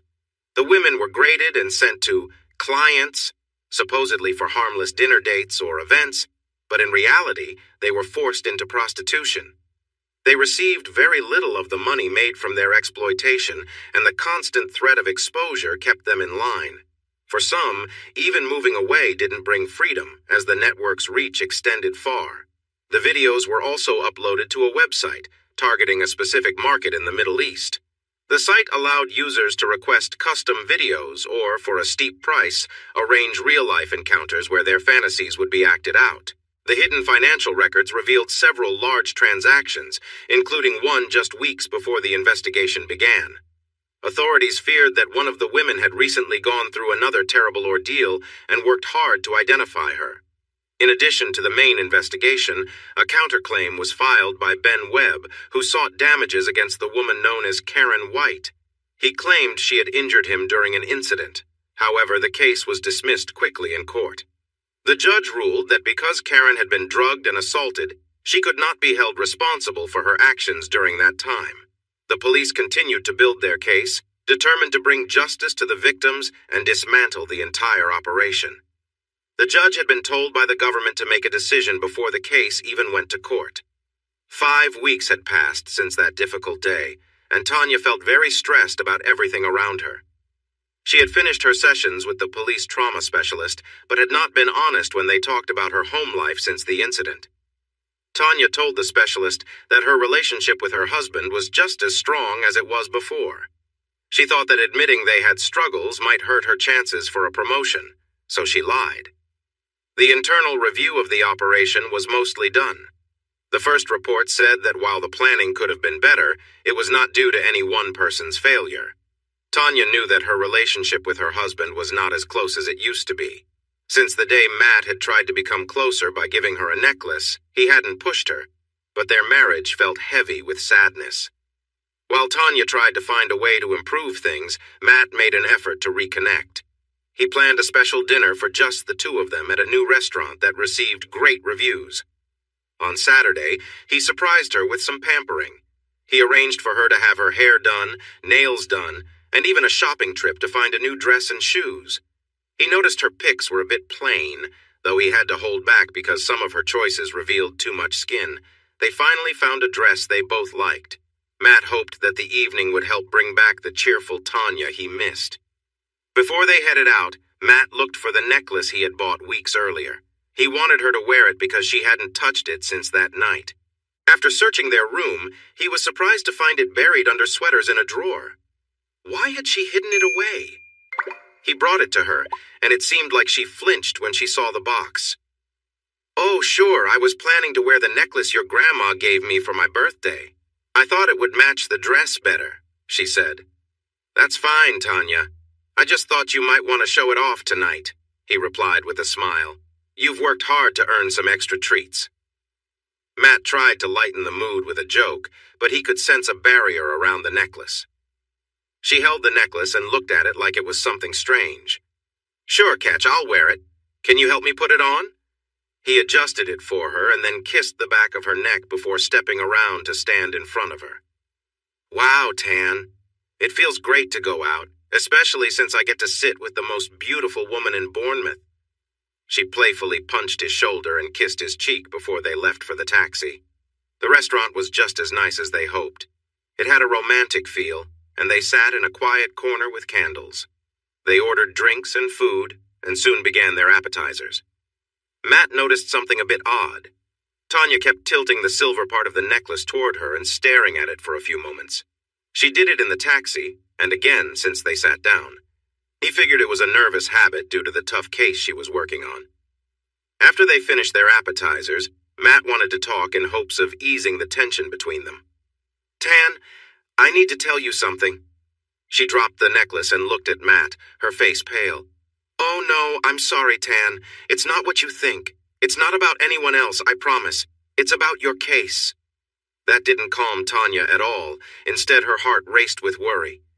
"Look, we both know this case has been hard for you. I'm trying to figure out how to support you. I feel so helpless. I offered to be there for you when I gave you that necklace, but you said no, remember? I said to let me know when you needed me, and that was a month ago." She opened her mouth to respond, but he spoke up quickly. "Please let me finish. I'm not upset with you, Tan. It's just a fact, and usually we're very close when we have the chance." He reached across the table and held her hands. "A couple of weeks ago, you brought some files home to look over. Do you remember falling asleep on the sofa and I took you to bed? I thought about putting the files away, but I decided to look at them instead. I thought it might help me understand what was bothering you." Tanya pulled her hands back. "Why did you do that, Matt? You shouldn't have." "Because I'm scared, Tan. Our relationship is struggling and I fear it could get worse. You don't want to talk to me, and without knowing what to do, I feel really lost trying to fix things. If I don't know the problem, how can I help?" "So I looked through a file," Matt said. "Whose file did you read, Matt?" Tanya asked, her eyes narrowing with concern. Her own assault was documented in one of the files, and that thought haunted her. "A woman named Sarah Peterson? She was even married?" Matt replied, his voice strained. "How much of the report did you read?" she demanded. "Only the transcript of her interview and some photos?" Matt took a deep breath. "Tan, I know what happened to you." Tanya felt her chest tighten, her breathing grew rapid, and her hands turned white as she gripped the edge of the table. Panic washed over her. "Tan, please calm down," Matt said softly. "I understand that you've been reading these terrible stories, seeing those pictures and videos day after day. I can only imagine how overwhelming it must be. But you have to remember, these things happen to other people, not to you. You're carrying their pain as if it's your own, but it's not. It's not yours." Tanya felt a wave of calm she didn't expect. "I'm sorry, Katch, you're right. It's hard not to get caught up in all of it." Matt nodded gently. "Can I ask something, Tan?" She agreed with a nod. Sarah's statement said she was approached by a woman in a supermarket who gave her a card. Sarah thought it was strange that a modeling agency would be interested in someone with 2 kids. Tanya sighed. "That woman who gave her the card, she's married to the main perpetrator. She was part of it all." Matt looked troubled. "Okay, so Sarah goes for a photo shoot and admits she was drawn to the photographer. She says he had this way about him, something she couldn't explain. Later, she says she doesn't understand why she did what she did, but she admits she liked the attention and initiated things. They used the photos and videos to blackmail her. What was she thinking, Tan? Can you imagine how her husband felt when all of this came out? Tanya's face hardened, her voice quiet but sharp. How her husband felt? Was he the one being forced into horrific situations? Did he have to endure what those women went through? Did he have to go back to his family and pretend everything was okay while living with that trauma? You have no idea what it's like, Matt. Matt, taken aback, tried to remain calm. Tan, I didn't mean it that way. I'm just trying to understand what happened from all sides. Imagine for a moment that what you described happened to you, not the part in the file that seemed to start consensually, but the rest of it, the darker part, Matt began, his voice heavy with emotion. Let's say, as your husband, I became aware of it. He glanced down at the cutlery on the table, his hands fidgeting nervously. First there's the shame. Shame for both of us. Shame for what was done to you. And shame on me for not being able to protect you from it. I'd feel like I failed you. He paused, taking a deep breath. Then how could we ever be close again? How could we ever be intimate? Wouldn't every act just bring back those horrible memories? I'd be terrified that you'd see me the same way you see those who hurt you. How could I ask for comfort when it might remind you of all the pain? It makes me sick to think about it, and I don't know if I could ever recover from that. Matt looked up and his heart sank. Tanya was sitting completely still, her face pale and her body trembling. She looked like she'd been struck by the weight of his words, frozen in shock. A single tear slid down her cheek, the only sign of life in her otherwise motionless figure. Tan, please, he pleaded softly. It hasn't happened to us. It's not something we have to deal with. The things you've been reading about at work, they aren't your experiences, they belong to others. You need to find a way to let go of this burden. Maybe we could even seek help together, if that would make it easier. In a barely audible voice, Tanya whispered, Okay, I'll look into it. Matt walked over to her and gently wrapped his arms around her, pressing a soft kiss to her cheek. I won't push you, Tan. I'll be here whenever you're ready. We've been through too much to give up now. He paused, trying to lift the weight of the moment with a bit of humor. In the meantime, I'd like to take a lover if you don't mind. Before Tanya could respond, he raised his hand and mimicked a silly gesture, making them both laugh softly. For the moment, the tension eased, but deep down, Tanya still felt the heaviness of it all. If the truth ever came out, she feared her marriage might not survive. At the 8-week mark, the court case finally began. Angela Webb, after cooperating and handing over all the evidence, pleaded guilty, along with the others. Angela received an 8-year sentence, while Ben Webb, the ringleader, was sentenced to 25 years, with a minimum of 20 to serve. Of the 5 individuals involved in the trafficking ring, one man, Barbu Stănescu, remained at large, listed as a person of interest with Interpol. Tanya knew justice had been served, but the scars left behind were harder to heal. Tanya stood in the courtroom, looking at the defendants with a smile as the sentences were read aloud. She felt proud of what she had accomplished, even though it came at a great personal cost. A week before the trial, Sammy Mills, a woman who had tried to escape to Australia, was found. Her body was discovered on a roadside in Mumbai. The examination revealed she had suffered serious injuries over time, which led to her tragic end. Although it couldn't be proven, it was believed that a large payment was made to hurt Sammy as a final act before she left the world that felt so confining for her. It seemed that running away to the other side of the globe hadn't kept her safe. After the trial, the chief constable and his team held a press conference. They praised the hard work of their officers in shutting down a terrible abuse ring. Tanya sat with Graham among the reporters. At the end of the briefing, 2 men approached the chief constable, catching their attention.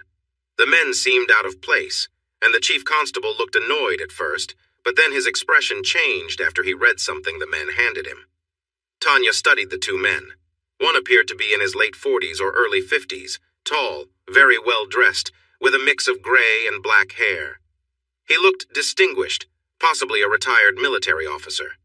The other man was much younger, likely in his early 30s. He looked more like someone who might be involved in drugs, with messy yet trendy hair, tattoos on his arms and neck, and a piercing in his eyebrow. He had an intense presence that made him seem unpredictable. It didn't fit together for Tanya. After a few minutes of conversation, the chief constable glanced at Tanya and Graham, and the two men followed his gaze. "Which one of us do you think they're looking at, Graham?" Tanya asked. "I really don't know, Tan," he replied. The two men shook hands with the chief constable again and took a different exit, walking right past Tanya and Graham. As they walked by, the older man looked at Tanya, nodded slightly, and smiled. The younger man was bolder. He stopped, winked at Tanya, smiled, and then continued walking with his companion. "Looks like we got our answer, Tan. Are they friends of yours?" Graham asked. "No, not at all, and I really wouldn't want to know them. That last one gave me the creeps," Tanya said. "If you wanted someone who fits the picture of a real psycho, he's the one." They both laughed, but Graham felt uneasy. He had a sense of who they might be or what they stood for. He planned to ask some careful questions in the next few days. Tanya had taken a few days off since it was Matt's break before he started night shifts. Things had calmed down since their talk at the restaurant, but they had still kept their distance emotionally, only sharing a few kisses and cuddles. With the case now behind them, Tanya felt a wave of relief wash over her. She hoped to push away her worries and get their relationship back on track. The next day was very warm. They hadn't decided what to do yet. "I owe you for the past couple of months. Why don't we ride to Brighton on the R1? "Really? You hate sitting on that back seat." "Yes, but I'll take it as my punishment.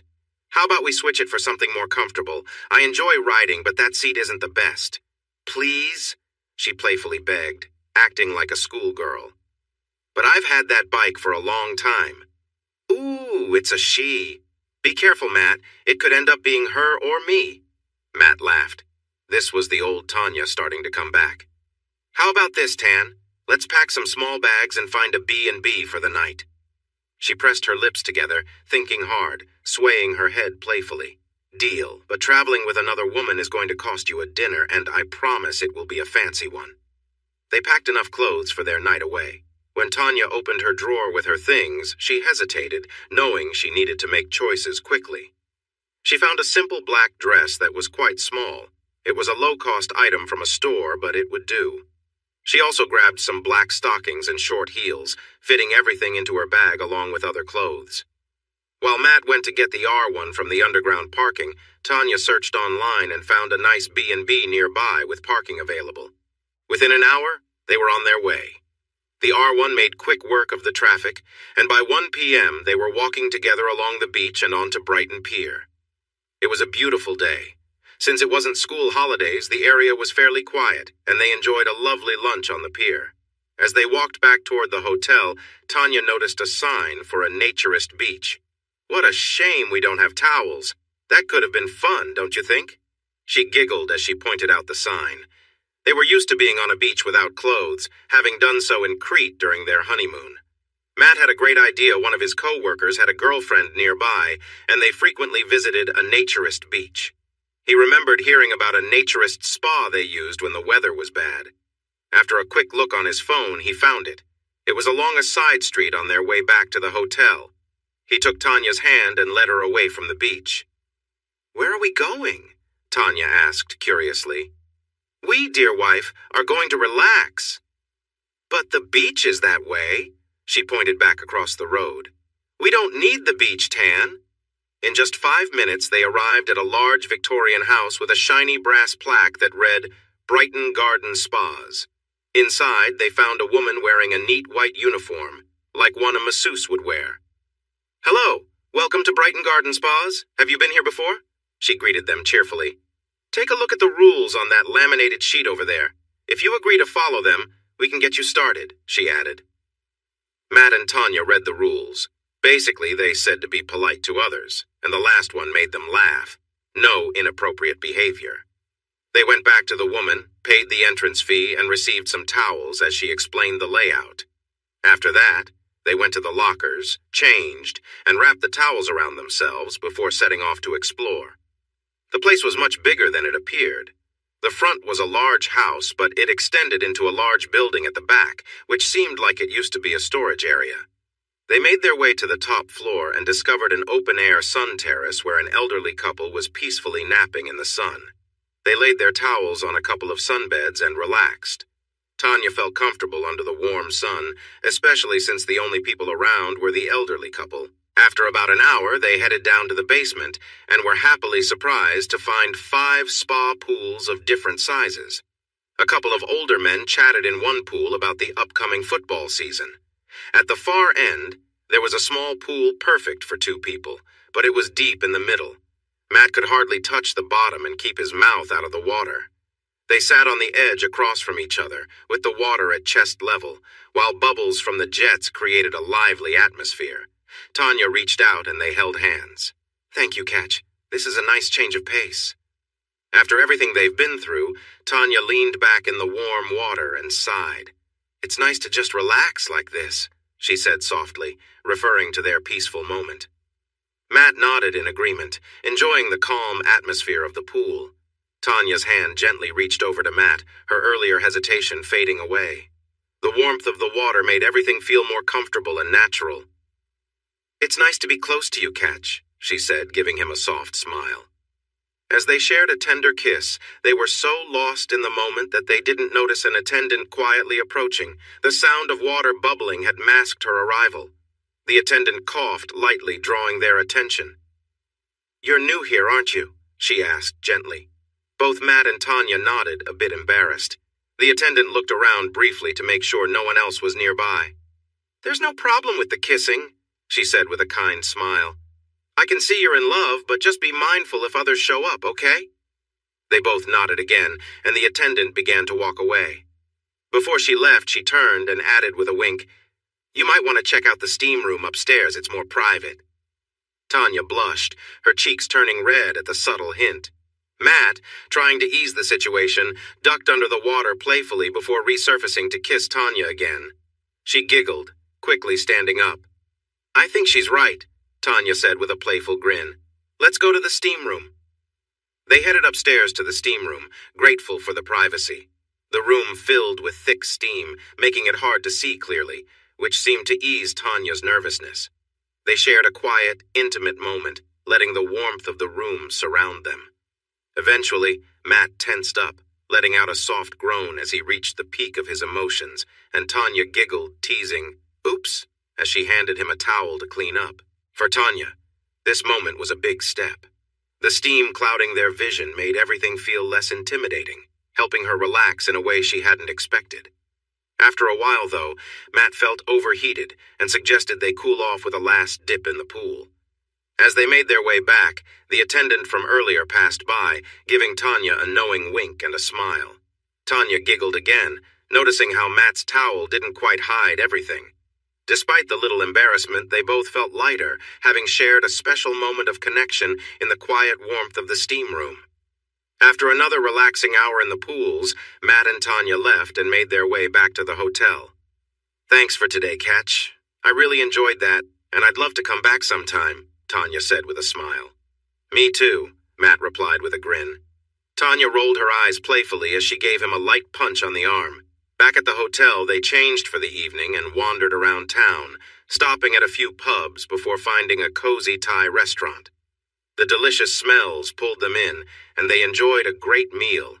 Afterward, they made their way back, stopping at a couple more places before finally returning to their room, feeling relaxed and slightly tipsy. "Why don't you go ahead and get into bed, lover boy?" Tanya teased. "I'm going to brush my teeth." Matt headed to the bathroom first, brushing his teeth quickly before stepping out.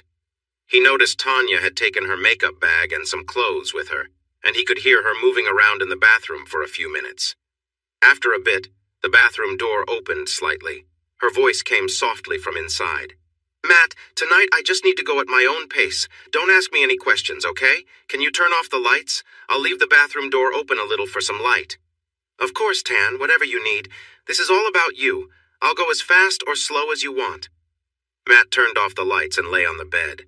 The dim light from the bathroom cast a soft glow as Tanya stepped out. She stood in the doorway, silhouetted against the light, wearing black stockings and a dress that left little to the imagination. She looked stunning, though Matt could sense a little hesitation in her face. Tanya slowly approached the bed, kneeling halfway down beside him. Matt gently touched her arm, offering reassurance. "Take your time, Tan. Go at your own pace," he said softly. She nodded and moved closer, sitting beside him, her expression still a little uncertain. Matt remained quiet, letting her guide the moment. They lay together, finding comfort in the closeness they shared, allowing the evening to flow naturally without pressure or expectations. It was a quiet, meaningful connection that allowed them both to relax. No rush, just a moment of peace after a long day.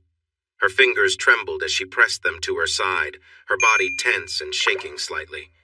Tanya remained quiet, her head dropping onto Matt's chest as her emotions overwhelmed her.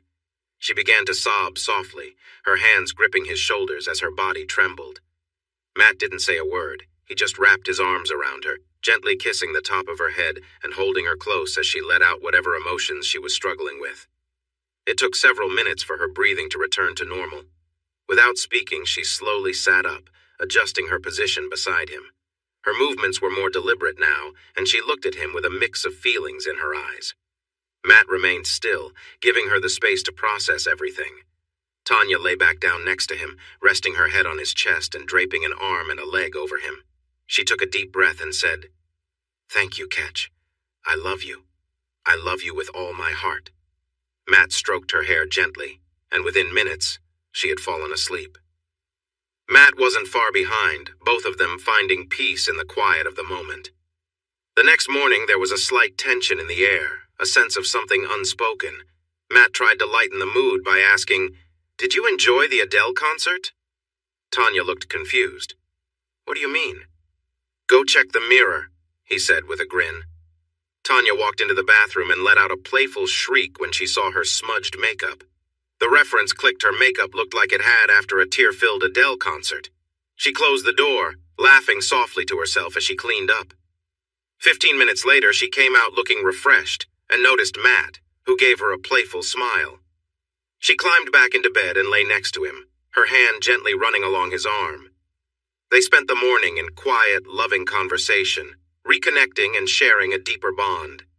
As they ate breakfast together, Tanya felt a sense of hope. While some difficult memories still lingered in the back of her mind, each moment of closeness with Matt seemed to ease her burden, helping her feel lighter and more at peace. She really hoped for a day when the memories would leave her mind. Life started to return to normal, and their relationship improved a lot over the next few weeks. For some reason, Tanya hesitated to be intimate with Matt until they had a similar experience to what happened at the hotel. There were moments of silence and tears. Their relationship wasn't perfect, but it was getting better. After a few more weeks, the news came that Tanya had gotten one of the team lead investigator roles for the upcoming merger and new division. No one was surprised she got it. She sat in the office with Graham, who said she was always the favorite for the job. While going through the papers on her desk, she found an envelope with her name on it. Inside was a simple card showing a sunrise over the ocean. The card was handwritten in beautiful letters. "Congratulations, Tanya, on your promotion. It's just a step towards something greater." It was signed by Mr. Smith and Mr. Jones. "Graham, do you know who these people are or how this card got here? I just found out about the job a few minutes ago." Graham looked around the office, then stood up and nodded for Tanya to follow him. They walked down the corridor until they reached a fire door. "Tanya, do you trust me? I mean, really trust me? Would you trust me with your life?" She was surprised by his question, but the serious look on his face made her realize he was serious. "Do you remember the strange couple of men at the press conference? I think they will be Mr. Smith and Mr. Jones." "Do you know them, Graham?" "Yes, I do. Well, not as people, but I understand what they represent. As your friend, Tanya, when they show up, keep your distance. Nothing good will come from dealing with them." She had never heard Graham talk like this.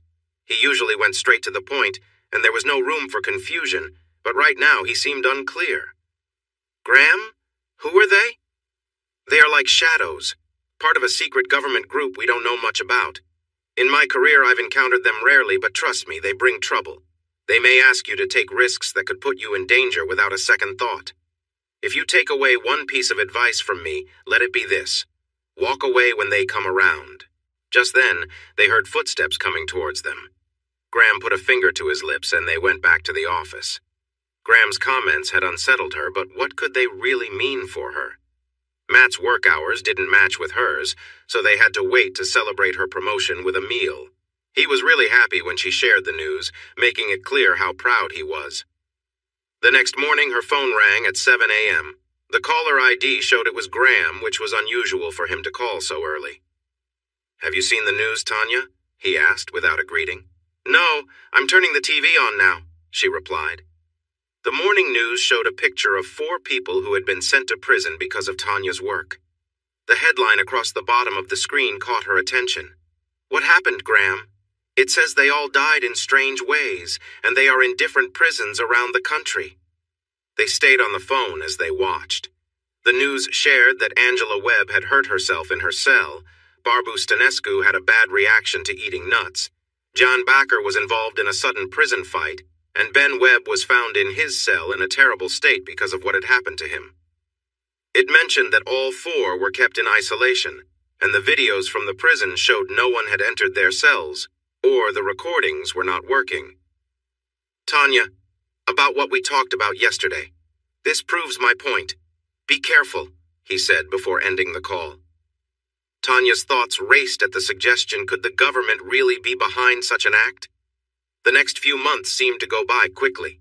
Matt and Tanya's relationship continued to improve, and while some issues still lingered, they stayed more in the background. Slowly, Tanya started to change her clothing style from the plain outfits she had been wearing to the more stylish clothes she used to enjoy. She began to feel hopeful that her life with Matt was getting back on track. The only area where she struggled was with her underwear choices. She still had memories that troubled her, causing her to wonder whose desire it really was, hers or someone else's influence. Finally, the new Southern Police Serious Crimes Investigation Unit was up and running. It had introduced new policies to better match modern policing needs.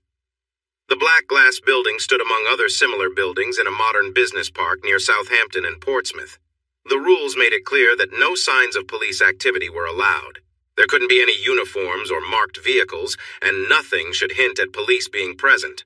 Everyone had to sign a new confidentiality agreement as part of their contracts. This document was part of the Official Secret Act, stating that they might access sensitive materials requiring special permission, which would be managed individually. It was serious business. In the morning, all 40 staff members gathered together. They had a new leader, Thomas Wilson, a man in his mid-40s. Unlike many in the force, he had not risen through the ranks, but a release from HR said he had worked for the government for the last 20 years, keeping the country safe and stable. Thomas addressed his team, welcoming them and expressing confidence that they were the right people for the job. He seemed serious, well-educated, and his gaze swept across the room as he spoke. Tanya thought he paused to look at her for a moment, but she realized it was likely a technique he used to engage the audience. At noon, everyone left for a large room booked at a nearby social club. This event was meant for the staff to mingle and get to know each other. Social events often helped build important working relationships faster than weeks in an office. Graham, who had become the operations director, felt some guilt about what had happened with Tanya and her relationship with Matt. To help mend things, he invited Matt to the gathering. This way, Matt could see how valued Tanya was in the organization now. Matt talked to some of Tanya's old colleagues and met new ones. Unless asked, he kept his identity to himself.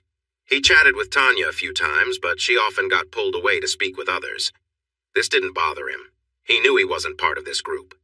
While he was discussing favorite motorcycle routes with a guy who rode a Honda Fireblade, he noticed 2 men enter who seemed out of place. Someone approached to speak to them, but the older man pointed at Thomas Wilson. Thomas nodded at them, and they made their way over. Matt glanced to see where Graham or Tanya were, and noticed Graham staring at the 2 men as they approached Thomas. Graham noticed their arrival right away. His first thought was confusion over why they were there. He started walking toward Thomas to interrupt them when Thomas raised his hand slowly, signaling him to stop. He didn't need to be there. Instead, he returned to the table where he had been chatting earlier, planning to observe the unfolding conversation. He hoped to pick up on clues from their faces and body language. When the three of them shook hands, Graham could tell that Thomas Wilson knew the two unexpected guests well, suggesting a long history among them. This made Graham feel uneasy. By then, Matt had approached Graham. "Who's the strange pair, Graham? They seem so different. It's like a spy and a tough guy just walked in. Who are they?" "You might be on to something, Matt. They say their names are Mr. Smith and Mr. Jones." A few minutes later, Thomas Wilson looked around the room. He pointed to Tanya, and Mr. Jones walked over, tapped her shoulder, and spoke to her briefly before signaling back to Thomas. She went to join Thomas and Mr. Smith, with Mr. Jones following closely. There were some handshakes and introductions. Then, Mr. Smith led Tanya to a quiet corner table for a private chat, while Thomas moved off to talk with some of his team. Matt turned to Graham, noticing the disapproval on his face. "I think I'm going to go meet our new guests." "Good idea, Matt. Just keep your guard up. They might be tricky." Matt walked toward them confidently, wanting to make his intention clear. Tanya was facing away from him, and Mr. Smith noticed Matt's approach. He nodded slightly, which Mr. Jones caught. Mr. Jones then stood up and walked over to Matt. They faced each other about 10 feet from the table. Matt noticed that Mr. Smith didn't look their way and continued talking with Tanya. Mr. Jones smiled and reached out his hand toward Matt. Matt shook his hand but was suddenly pulled closer, which caused sharp pain in his hand as Mr. Jones gripped it tightly. Meanwhile, Mr. Jones threw his other arm around Matt's shoulder like an old friend. "Matt, great to see you, buddy," he said loudly with an Australian accent, making sure nearby people could hear. Then he leaned in closer to Matt's ear. "This is a private chat. Why don't you head back to the bar and grab a drink? She'll join you soon." It was more of a command than a suggestion. "Who are you and why are you here?" "As Tanya's boss, I should be asking you that. I didn't see your name on the guest list, friend." "As for why we're here, we like to have regular one-on-one chats with our employees," Mr. Jones said casually. "But Tanya works for Graham, not for you," Matt replied, confused and frustrated. "Mister," Jones laughed and shook his head, bending Matt's fingers slightly before letting them go. "Go get a drink. It's a free bar. Your wife will join you soon enough." Matt watched as Jones returned to the table with Tanya and Mr. Smith, all while keeping an eye on him. Feeling a surge of anger, Matt scanned the room for Graham and saw him deep in conversation with Thomas Wilson. Matt decided to wait for a chance to talk with Graham, but as he stood there, his fingers still throbbing, he wondered how Mr. Jones had overpowered him so easily. And how did they know who he was? Were they really Tanya's bosses? Graham had never mentioned them before. As these questions swirled in his mind, Matt became aware of a conversation happening nearby. Two men were huddled over a smartphone, speaking in hushed tones. Something they said caught his attention. "Where is she, mate?" one asked. "There, sitting with those two guys in the corner," the other replied. "She seems so professional, but looking at this, you'd think she's hiding a wild side," they chuckled. Matt felt a sudden surge of unease. He turned toward the men and eased into their conversation. "Hey, how's it going, guys?" he asked casually. One of the men, noticing Matt, responded, "Good, mate. Haven't seen you around before." "Yeah, I've been in London for the past 6 months, just started a new role," Matt lied, trying to blend in. He had caught a glimpse of a photo on the phone and wanted to see more. The men introduced themselves as Jake and Dan, welcoming Matt with handshakes. They exchanged some small talk, but Matt quickly steered the conversation. "I couldn't help but notice earlier, that picture on your phone, it looked like someone I know." They laughed quietly, and Jake unlocked his phone, opening an album before handing it to Matt. "Be discreet while you scroll through, mate." Matt took the phone and started looking through the pictures. The faces were blurred, but as he zoomed in, he recognized something familiar. The earrings, custom-made with the letters T and M, belonged to Tanya. At first, the photos seemed ordinary, but as he scrolled, they grew more suggestive. Then one picture stopped him in his tracks. The woman, unmistakably Tanya, was posed in heels and stockings, looking back over her shoulder. The image was clear, and the expression on her face sent a chill through Matt. He froze, unsure of what to do next, his mind racing with questions he wasn't ready to answer. Matt recognized the face. He had seen it several times before when an offer had been made to him. Dan leaned closer to Matt. "Yeah, Everyone stops when they first see that one. I'll tell you, it really caught my attention. He stepped back, allowing Matt to look through the remaining pictures. Inside, Matt felt his anger building, like a volcano ready to erupt. He knew he had to control it, to keep it hidden for now. There would be a time to show his feelings. As Matt quickly scrolled through more photos, his heart sank. It wasn't his wife looking back at him, but a cheap model instead. He paused at the last picture, feeling a wave of nausea rise within him. He needed to see more, just a little longer. "You okay, mate? You look like you've seen a ghost." He returned the phone to Jake. "Wow, how low can she go?" Dan and Jake exchanged looks and burst into laughter, clearly joking about Matt's comment. Jake fiddled with his phone and handed it back to Matt. "Oh, she can go much lower. Just please be discreet." Matt pressed play on a video clip. There was no sound, but it didn't need any. The video showed Tanya dressed in some revealing clothes, standing in front of a man whose face wasn't visible.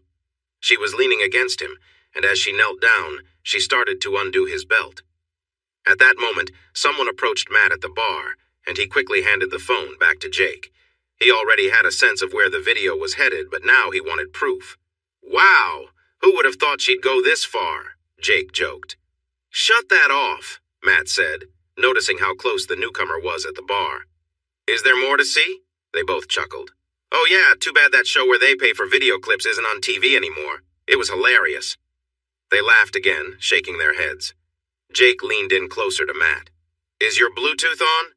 Matt pulled out his phone and turned it on. "Got it," Jake said as Matt's phone chimed with a Bluetooth file being received. "Follow the link to the server file. The password is Sausage Munching Monster," Jake whispered. "That's a strange password," Matt said. The guys laughed, and it almost made them cry. Dan patted Matt on the back. "Trust me, once you look at everything, you'll see why it's fitting." Matt finished his drink. "Do you know where this came from?" The guys were quiet for a moment. "Yeah, but keep it to yourself. Don't share what we've given you. You know what could happen if this gets out. It was put together by Gerard." Matt quickly scanned the room but couldn't see the person he was looking for. His attention fell on his wife, who was deep in conversation, likely flirting, he thought. He spotted Sandra and asked her where Gerard was. He learned that Gerard was outside, smoking near the parking lot. This was his chance.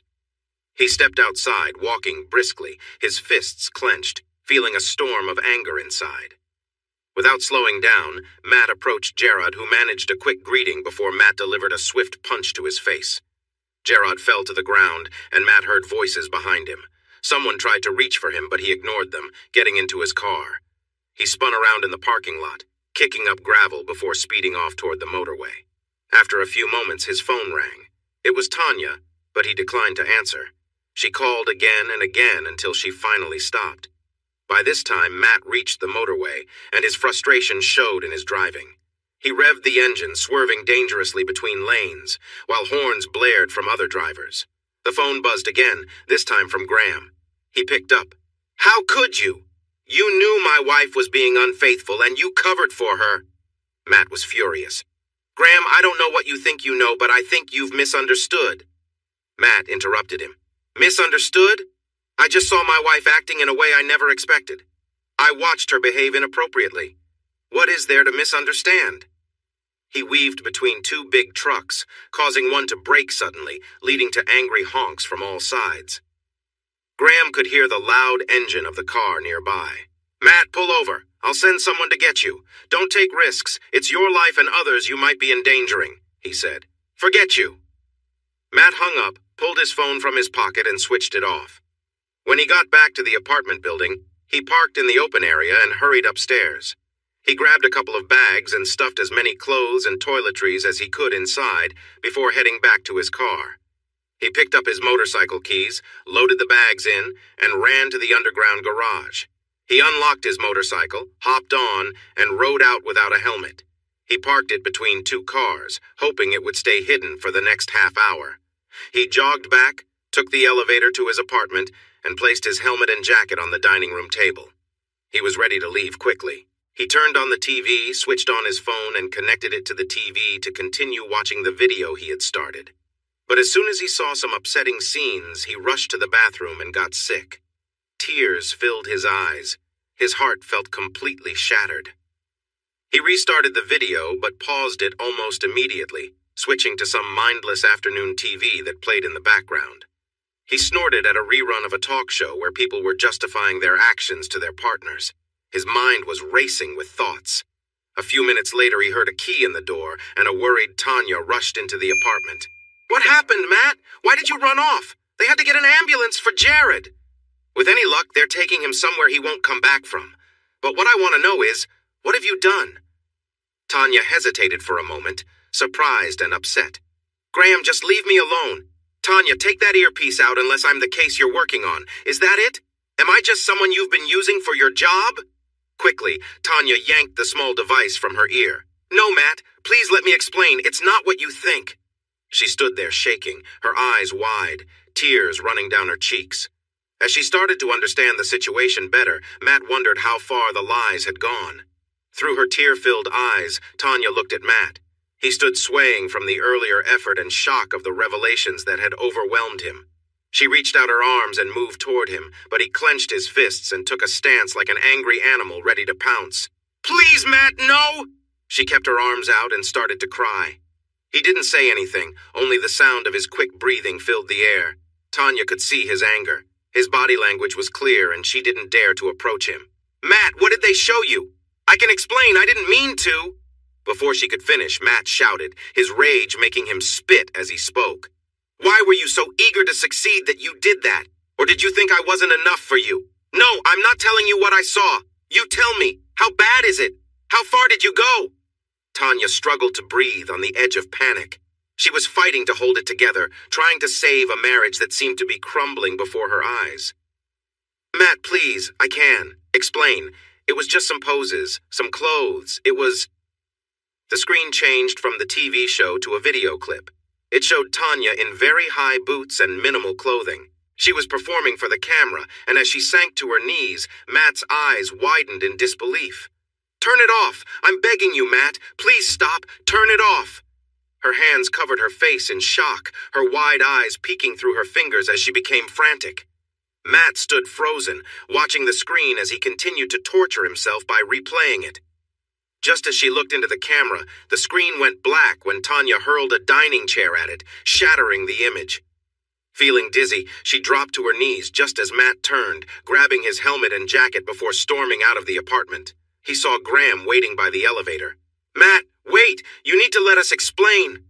Ignoring him, Matt jogged to the stairs, taking them two at a time as he hurried down. All he could hear was someone calling after him, a voice he tried to push out of his mind. "Matt, please stop! Come back! I'm begging you, don't go! I love you!" He reached the ground floor and walked out of the building, putting on his helmet and jacket as he headed for his motorcycle.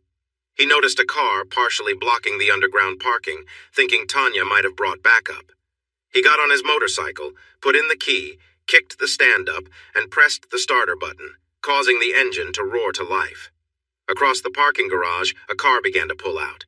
As Matt moved toward the exit onto the main road, the car sped up, trying to block his path. In response, Matt pushed down on the throttle and rushed towards the road. The driver of the car thought Matt would slow down to look before merging, but in his frustration, Matt kept speeding ahead, forcing another car to hit the brakes.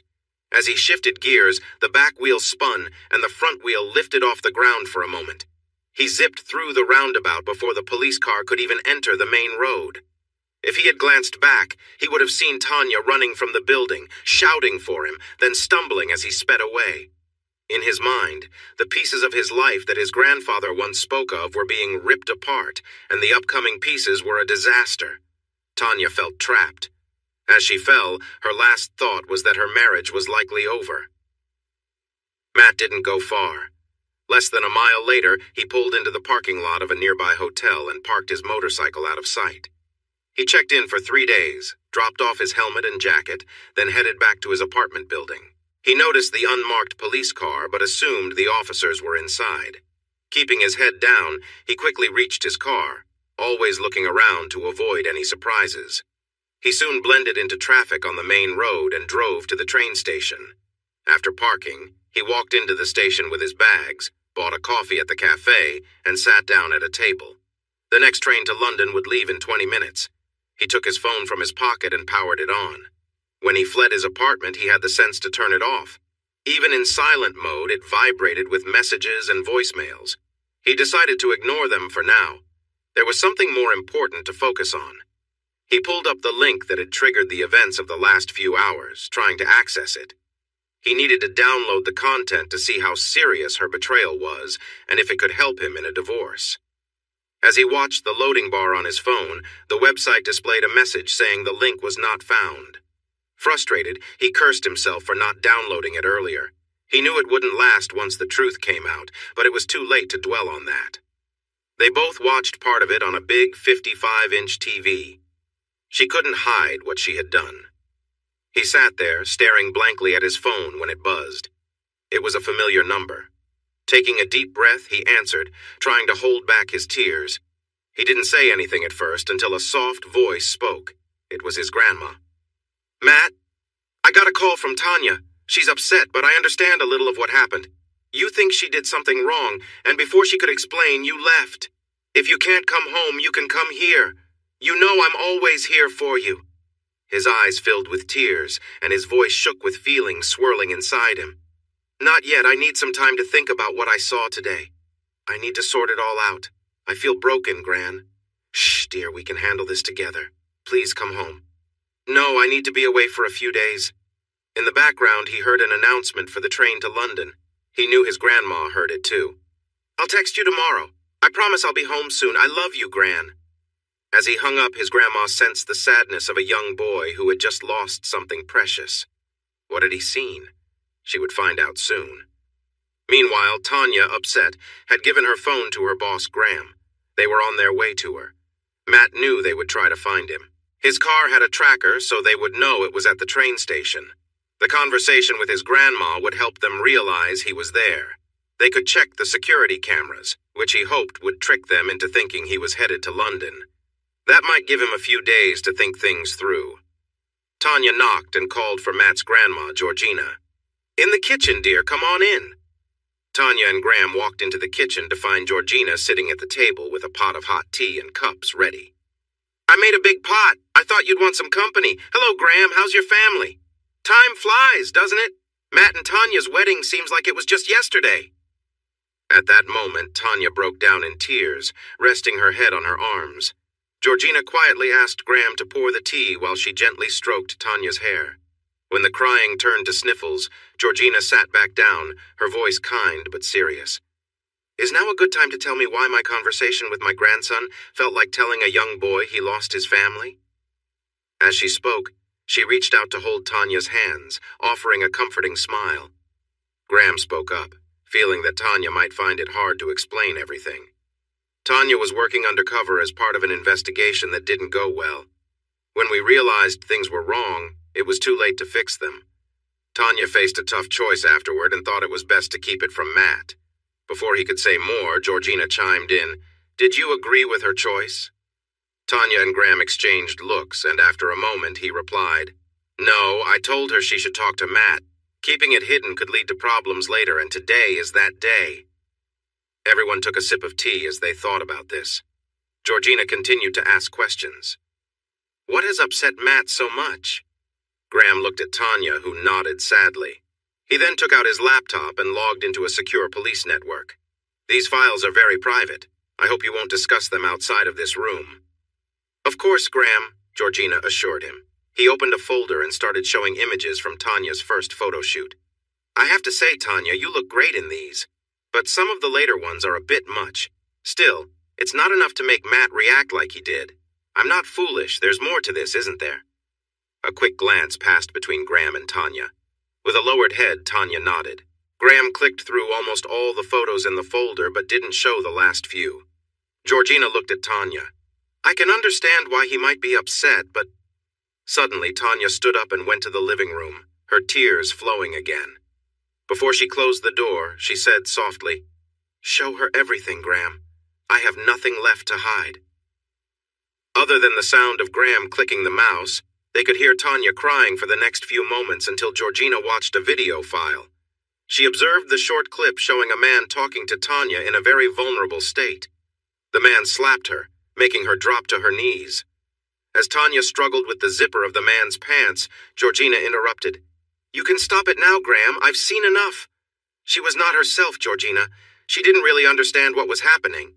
Yes, I could tell something was wrong when he slapped her. I'd expect Tanya to stand up for herself, not just go along with it. How far did she go, Graham? They talked for about 20 minutes. Graham showed the report that proved Tanya had been drugged. He explained that nobody knew what happened because communication was poor, which delayed getting help to Tanya. What happened to that man? Someone was filming too. Do you remember a few months ago? 4 people died in prison on the same day? Right, the abuse case.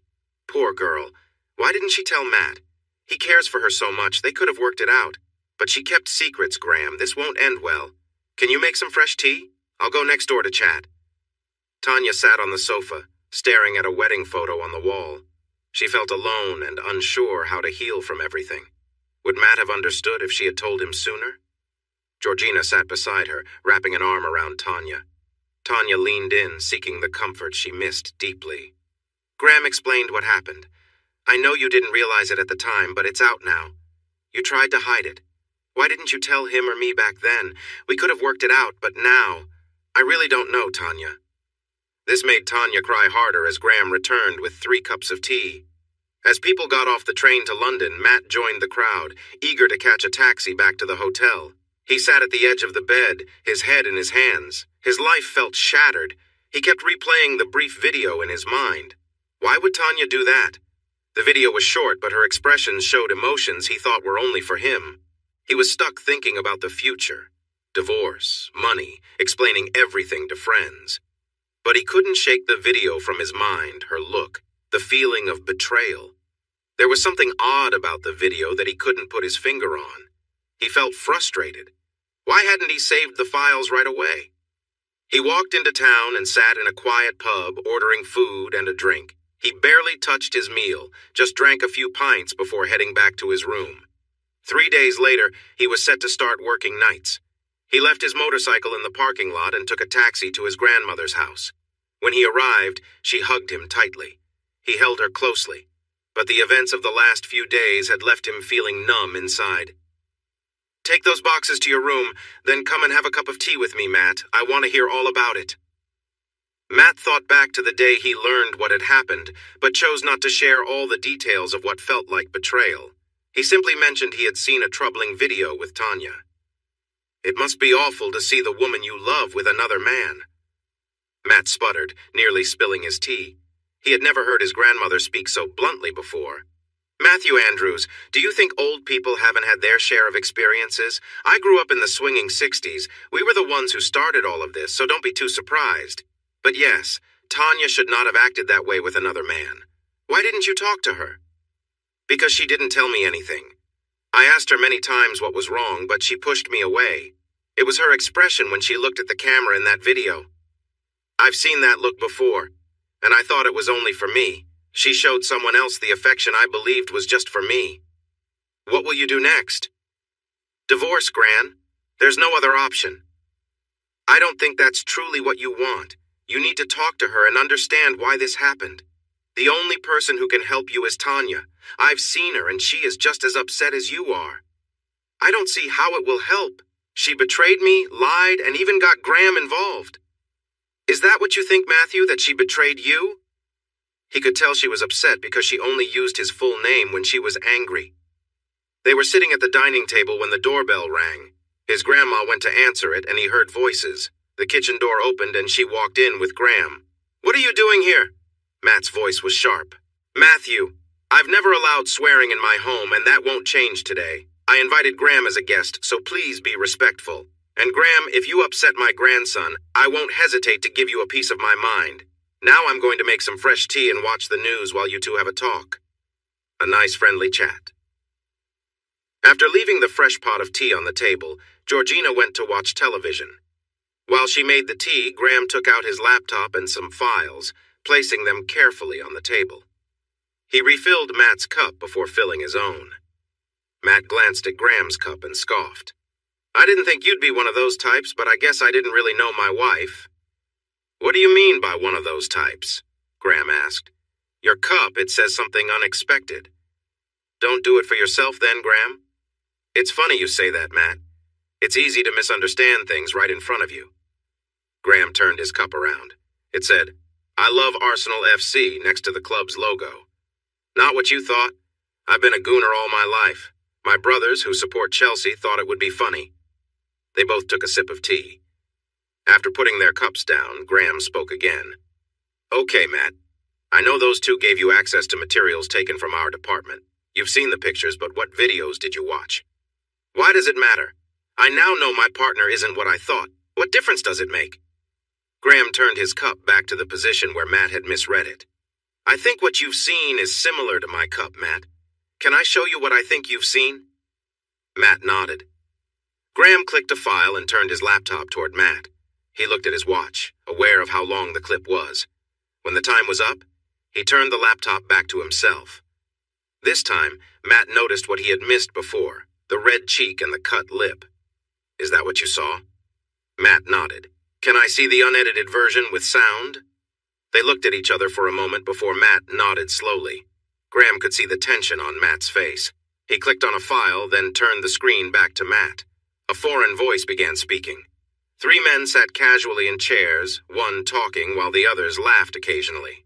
"That's Emre Yilmaz speaking. The man on the left is Jan Bakker, and to the right is Ben Webb. The person holding the camera is Ben's wife, Angela. You've probably heard in the news that they were involved in a criminal case disguised as a series of companies.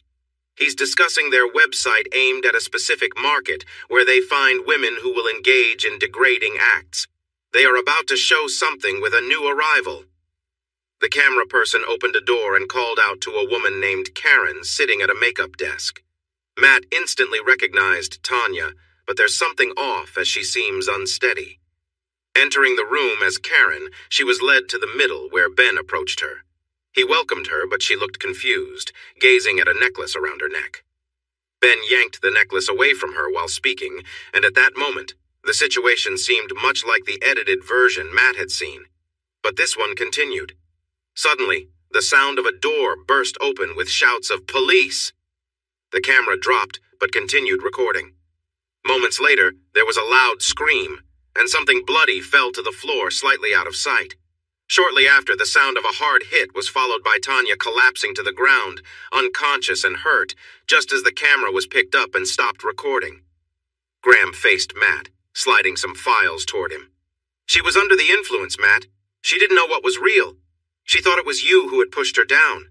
Here are the official reports: toxicology, raid details, my report, Tanya's report, and all her team's reports from that day and the previous day. Nothing is hidden from you. Take your time." Matt looked through the reports, noticing the important details.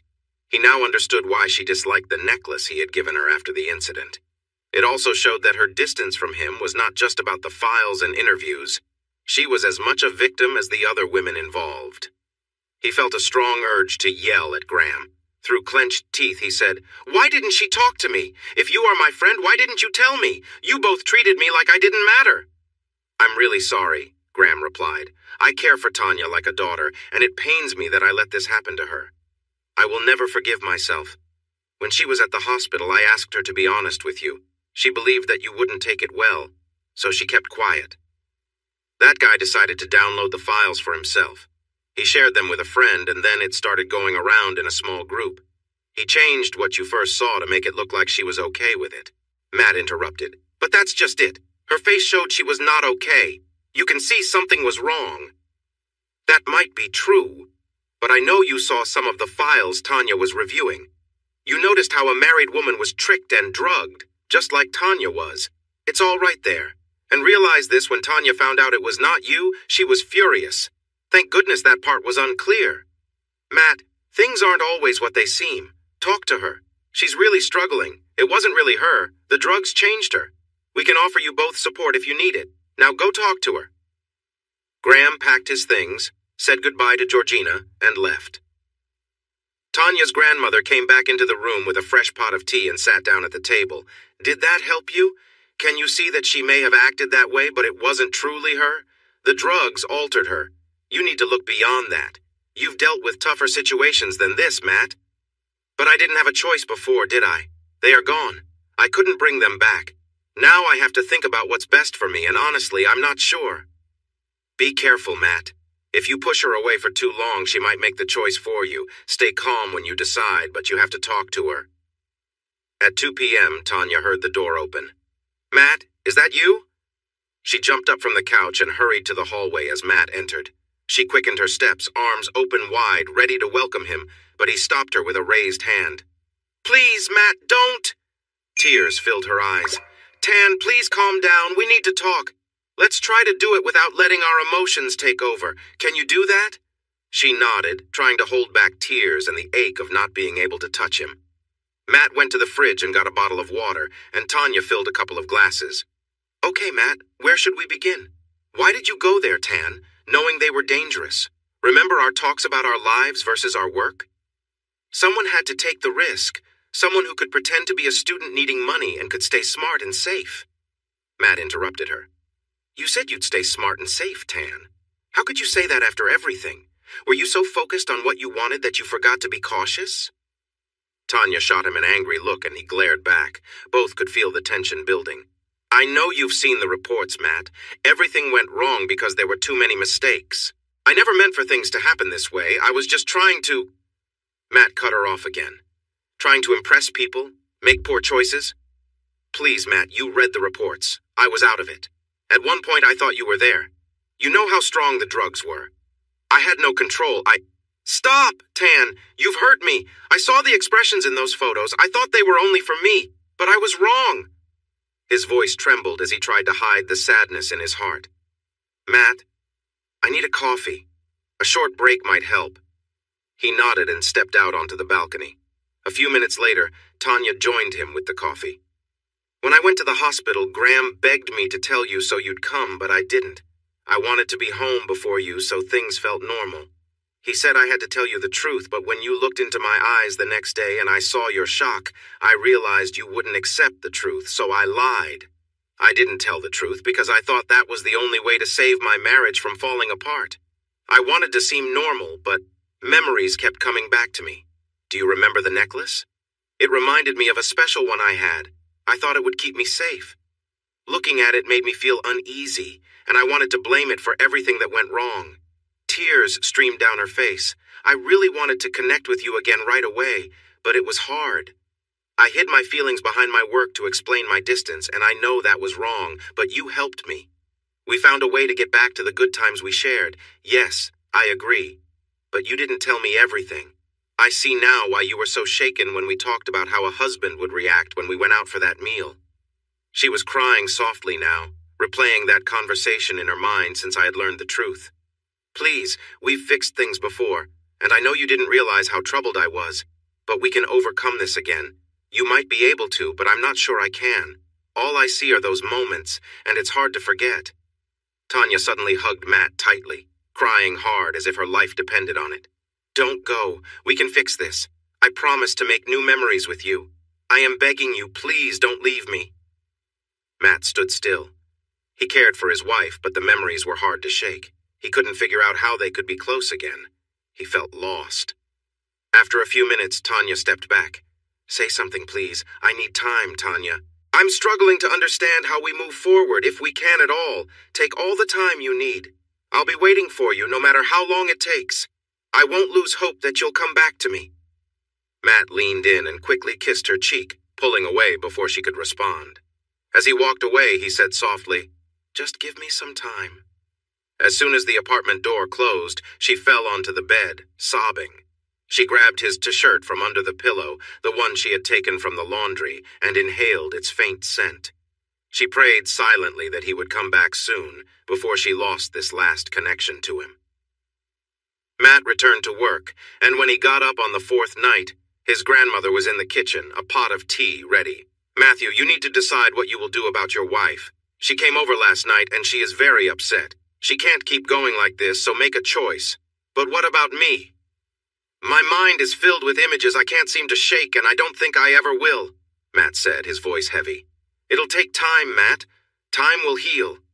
Each day, little by little, we'll start to cover up the pain.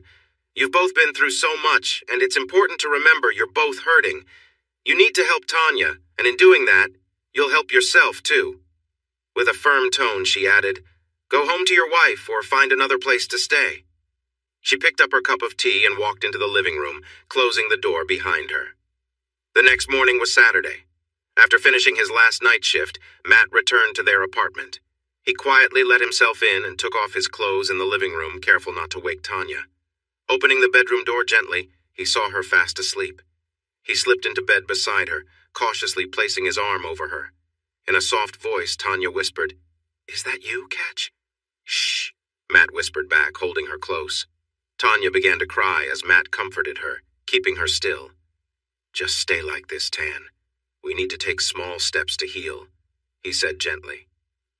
Matt soon fell asleep, worn out from his shift, while Tanya lay awake, silently promising herself that she would never let him go again. Pushed by Graham, they attended counseling together. This time, Tanya opened up completely. There were tough moments, tears, raised voices, hugs, but slowly they worked through it and found themselves in a better place. Rebuilding their closeness wasn't easy. After everything that had happened, it was harder for Matt this time than for Tanya.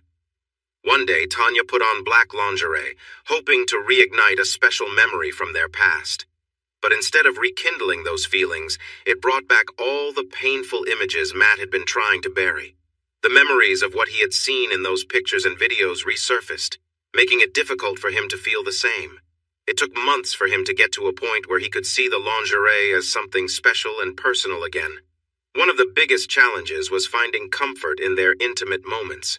Tanya tried to make it easier by being gentle and careful, but each time Matt would pull away, unable to move past the memories. It was a struggle. The turning point came one day after Matt finished a long, exhausting night shift. As he slept, Tanya gently moved close, careful not to wake him. She knew it was a delicate moment, and slowly he began to feel a sense of normalcy returning. Over time, things improved, but Matt made her promise not to look into his eyes during these moments. It was a boundary that helped him cope. And so, slowly, they continued to heal, step by step, finding their way back to each other. Everything that had been done to rebuild their closeness began to fall apart. In the year that followed, life returned to a pattern similar to what it was before the incident. However, there were some changes. Jared lost his job after a brief inquiry into his theft of secret police information, which included images and videos of Tanya. 6 other officers also accessed the link that had accidentally been given to Matt. These 6 were moved back to regular police duty and could be seen in their blue uniforms patrolling various shopping areas. One morning, Matt was at the fire station enjoying some cereal while reading the newspaper. The front page displayed a story about how a security team saved a rock star as he left a concert. The star had a habit of inviting attractive married women, often with their partners, to backstage parties after the show. Eventually, he would disappear with the woman, leaving her partner behind, with claims that she would be back in the morning. However, one night, he chose the wrong person. A man came to the next concert after the star had put on a show for him and his wife filled with rage.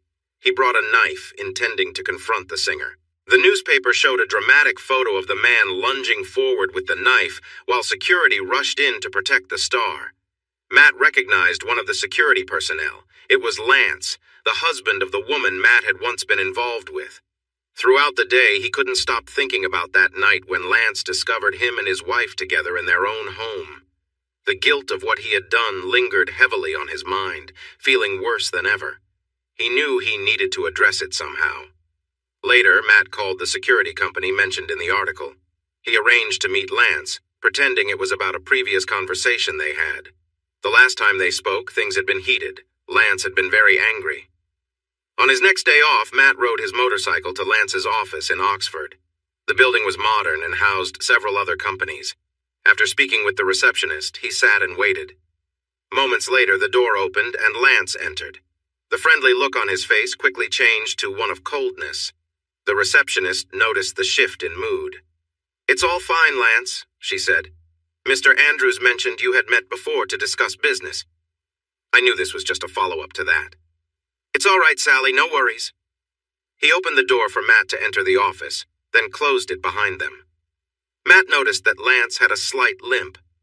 "I must be losing my touch with this information. I recognized the name but didn't expect it would be you. What brings you here, Matt?" I came to say I'm sorry in person. I was too young and didn't think about how my actions affected someone else's marriage. I thought it was important to apologize face to face. If you want to confront me about it, I won't resist. I deserve what I get." There was a pause as they looked at each other. Matt spotted a picture on Lance's desk. Lance was holding a baby, but he couldn't see the woman's face. "Congratulations on your baby with Anne," Matt said earnestly. Lance turned the photo to show him. The woman was not Anne. "I'm sorry. I didn't realize who she was." "Thank you, Matt, and I really want to thank you for this." Matt was surprised by this. "What do you mean, Lance?" "Your relationship with Anne pushed us to end a marriage that was already failing. It was bound to fall apart, and I guess you helped ignite that change." Lance chuckled lightly. "Actually, I was the one who lit the fire when I burned the house down." They both shared a quiet laugh. "After that, I went back to base and we deployed quickly. I shouldn't have gone. I wasn't focused and ended up injured." Matt felt bad. "I'm really sorry. That's all on me." "It's a little strange, Matt. You don't really look like a part of a terror group, and the guy who shot me lost more than just a knee. Yes, it was my fault, but you played a small role. Still, I'm thankful because I got out of the army after that, and my life turned around." Lance paused for a moment. "The best part is, I met Laura in the hospital while I was recovering. Things moved fast, and now I'm a dad, all because of you. So, as I mentioned, I genuinely want to thank you." They talked a bit more. Lance noticed Matt's wedding ring, and Matt shared some things about Tanya, which made him think of how Lance must have felt. Lance asked how Matt found him. He explained the article he had read. "If it were me, I might have let him face the consequences for what he did." "Now we're thinking along the same lines, Matt. Just picturing him held up by his neck, reminded that marriage is something sacred he shouldn't mess with, that might have made him rethink his choices. A warning that if he ended our security business, there were people skilled enough to finish what Mr. Angry started with the knife." The wet spot on his trousers told me he understood the seriousness of the situation. They both laughed again, sharing a moment of humor. Then there was a pause for a few seconds. "I think we're finished here, Matt. Thanks for coming. I know it's not easy after our last meeting. This gives us both a chance to move on." Lance got up and opened the door for Matt. Just before Matt left, he asked, "What happened to Anne, Lance?" "She came looking for me after everything that happened. She was upset, blaming herself. I told her it wasn't just her fault, it was both of us. I said it was over and that she should move on. I even told her to go back to you because I could see she was happy in your life. Unfortunately, she kept trying to get back together. I said some hurtful things to her to push her away. They weren't right, and I regret them. If you see her, please give her my sincerest apology. Tell her she's a good person. You haven't spoken to her since—" "No. The last I heard, she was working in a hospital in London." Matt left to go home. He hadn't completely cleared his part in the troubles of Lance's marriage, but he realized there were ways to move forward. He had done the same after Anne by meeting Tanya. After this tough conversation, he felt certain Tanya wouldn't lead them back into a harmful situation, but meeting with Lance made him think. For once, he decided to keep this meeting a secret from Tanya. It was the only thing he planned to hide from her. As time went on, more than a year passed since the incident that nearly ended their marriage. The pain had faded over time, but sometimes it could still come back unexpectedly. One day, Graham called Tanya into his office. "I wanted to tell you that Jared was found dead a couple of months ago. They found that he had taken a lot of heroin. The coroner thought it was strange because there were no clear signs he used it regularly. But new information has come up. Someone shared some footage from a doorbell camera. Here, take a look."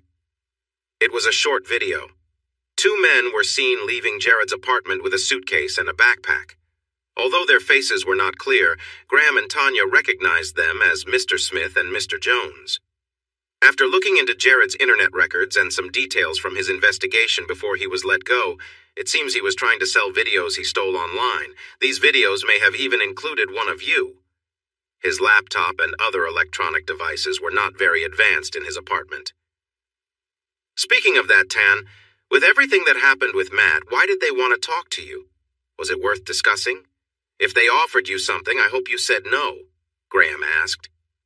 Tanya said it was just a casual talk about advancing in her career.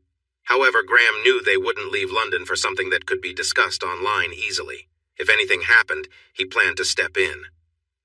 Tanya returned to her office and found a contact for Jules on her phone. She sent a message. "Did you speak with one of my former colleagues by any chance?" In just a few minutes, she received a reply. "Tanya, please use proper English when you communicate. Regarding your ex-colleague, we talked to him about some private videos he wanted to sell.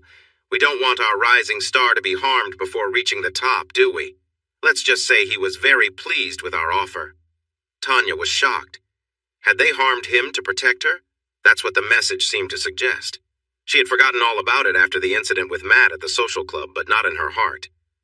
Mr. Smith had asked if she wanted to join the UK's elite undercover team, even giving her a chance to be in charge. He had the connections and said an opportunity was coming, and when it did, she needed to seize it quickly because it would be the only chance. Of course, she wanted this chance. He was depending on it. He already knew how to make her fit into his plans, which were important for the country. He told her to be patient, because the time would come, but she must not say anything about their conversation, especially to her husband. As time passed, Matt's 25th birthday approached. Just before that, Tanya received compensation for the crimes against her. She knew the perfect gift to get him. They had previously visited a motorcycle shop in Bournemouth to check out the newest models. They both loved the H2 SX SE, a powerful motorcycle that could comfortably travel long distances. Despite its high price, Matt hesitated, even though Tanya told him it was the perfect bike. She decided to keep it a secret and used her compensation money to buy it. There was also enough left over to rent a nice apartment for a few days in Saint-Tropez in the south of France. Once she revealed the plan, they could discuss their travel route together. On his birthday, she arranged for the Kawasaki to be delivered to their reserved parking spot in the underground garage at a specific time.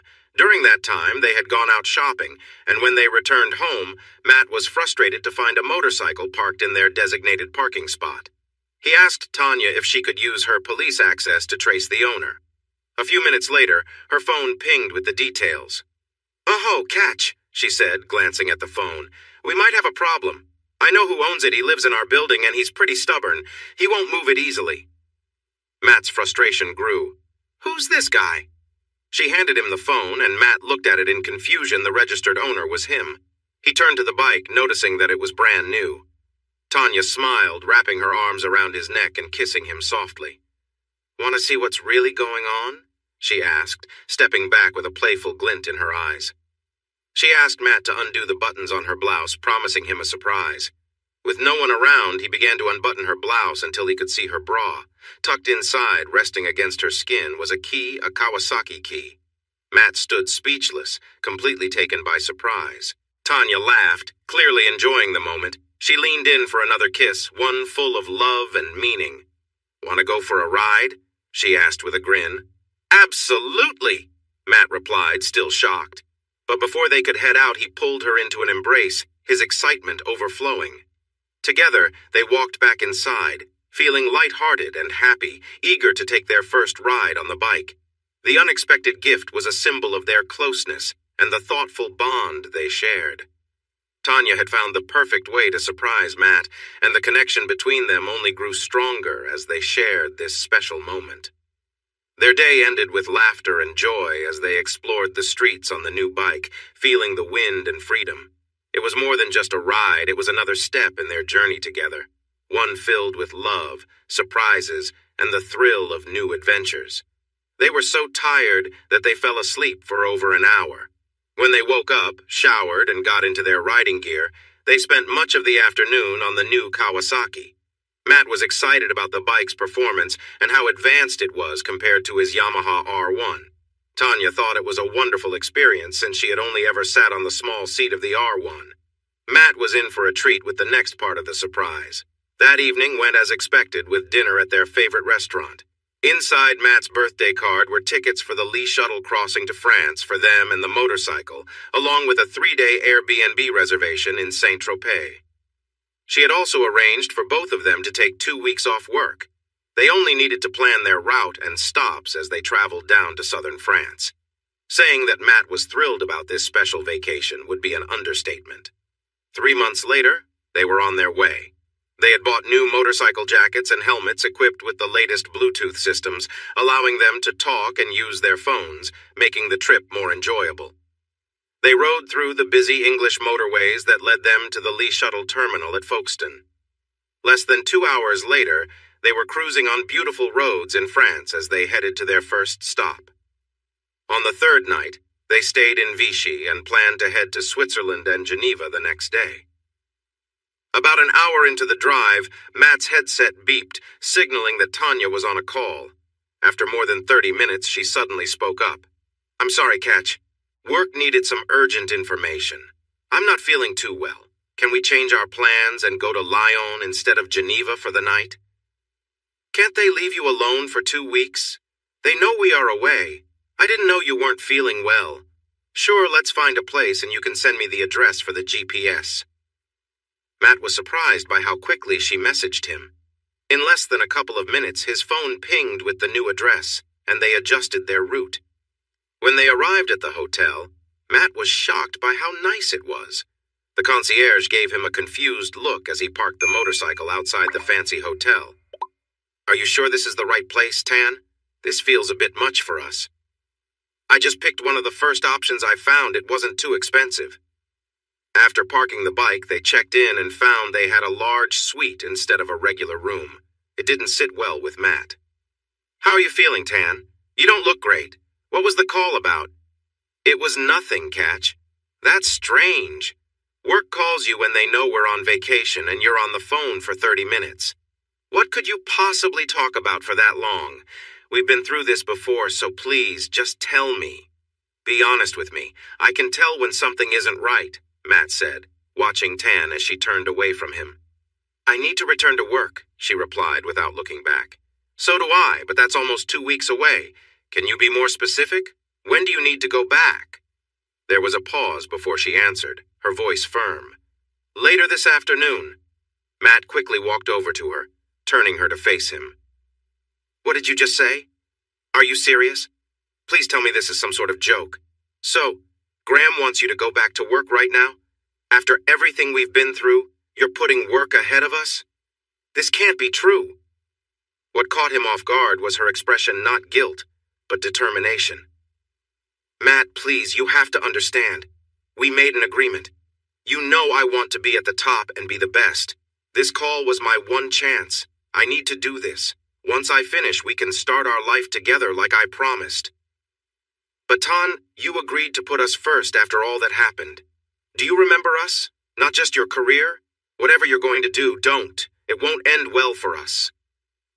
The tension in the room rose. "Are you threatening me, Matt? Do you think you can control me? This isn't the past. I'm not just here to do what my partner wants." "No, that's not what I mean. Stop twisting my words. You agreed that work wouldn't come before our relationship. If leaving so soon into a holiday isn't putting work first, I don't know what is." Tan's anger flared. "What are you implying?"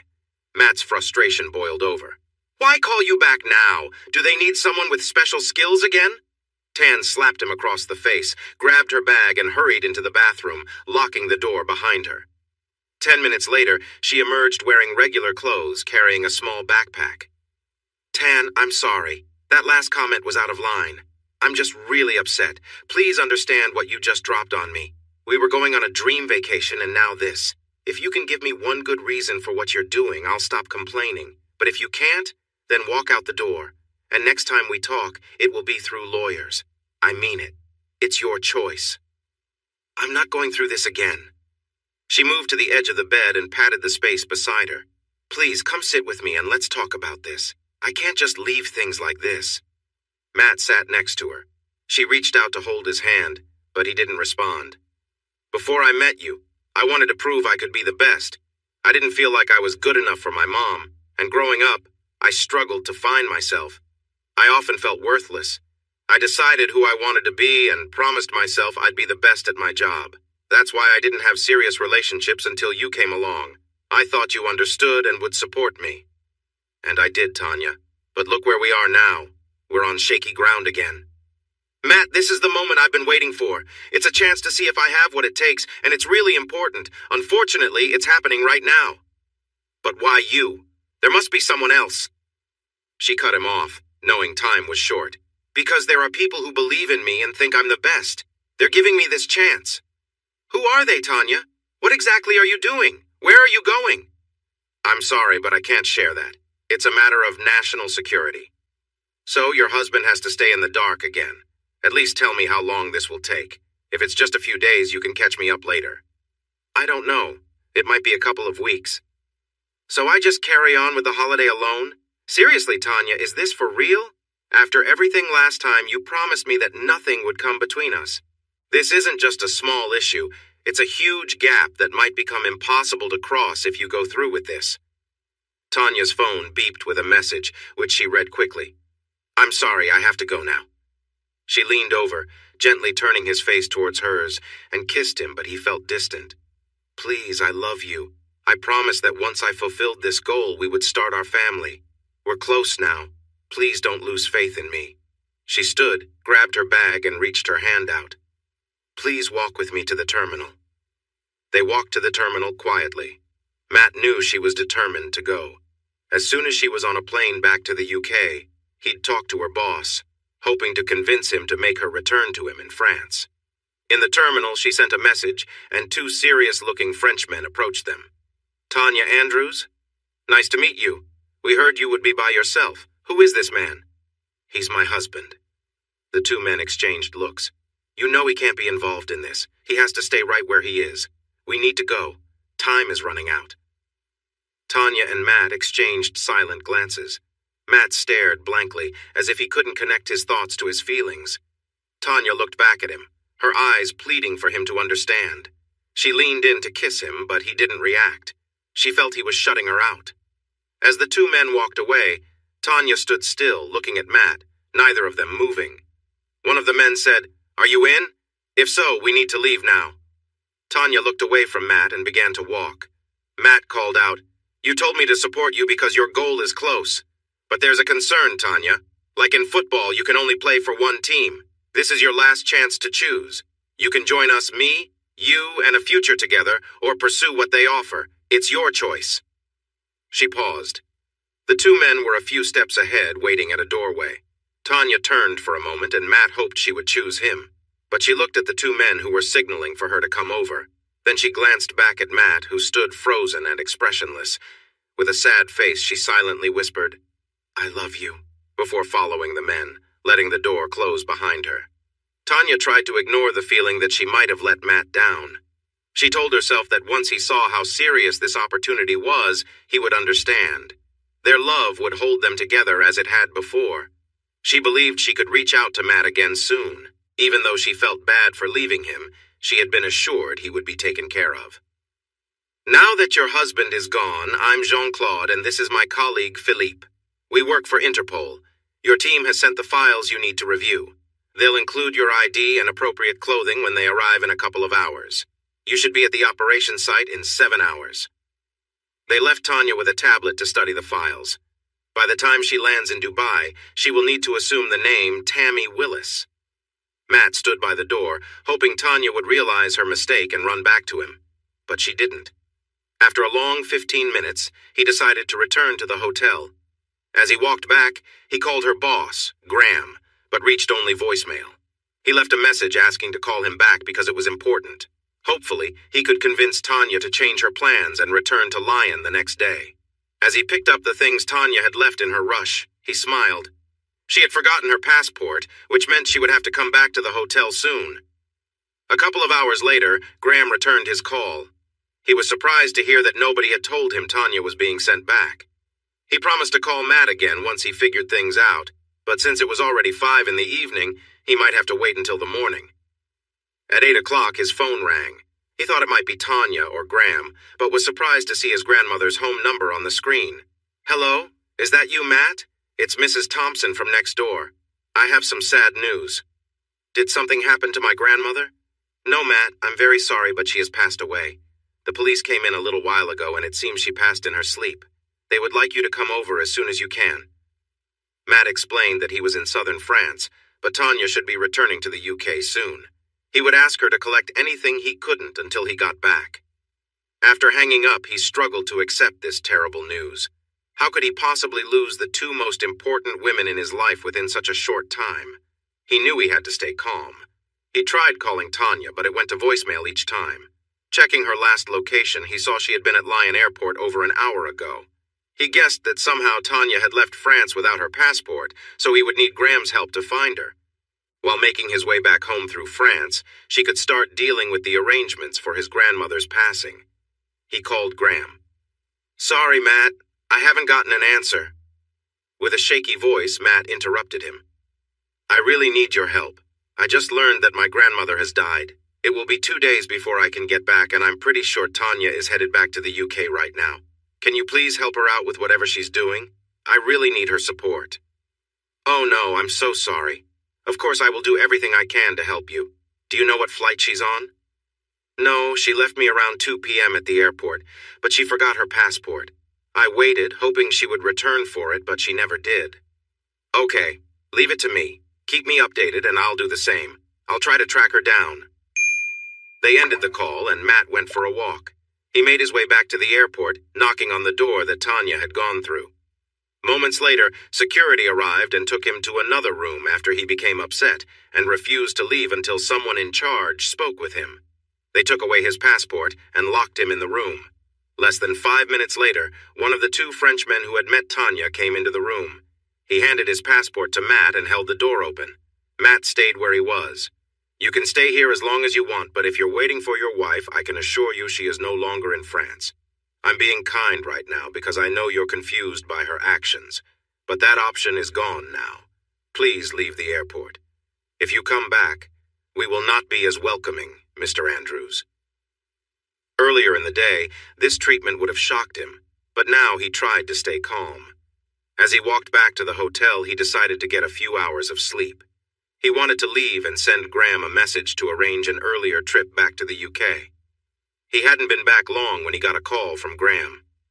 "Hi, Matt. You said you're in Lyon, right? Tanya left today?" "Yeah, that's right. Is there a problem?"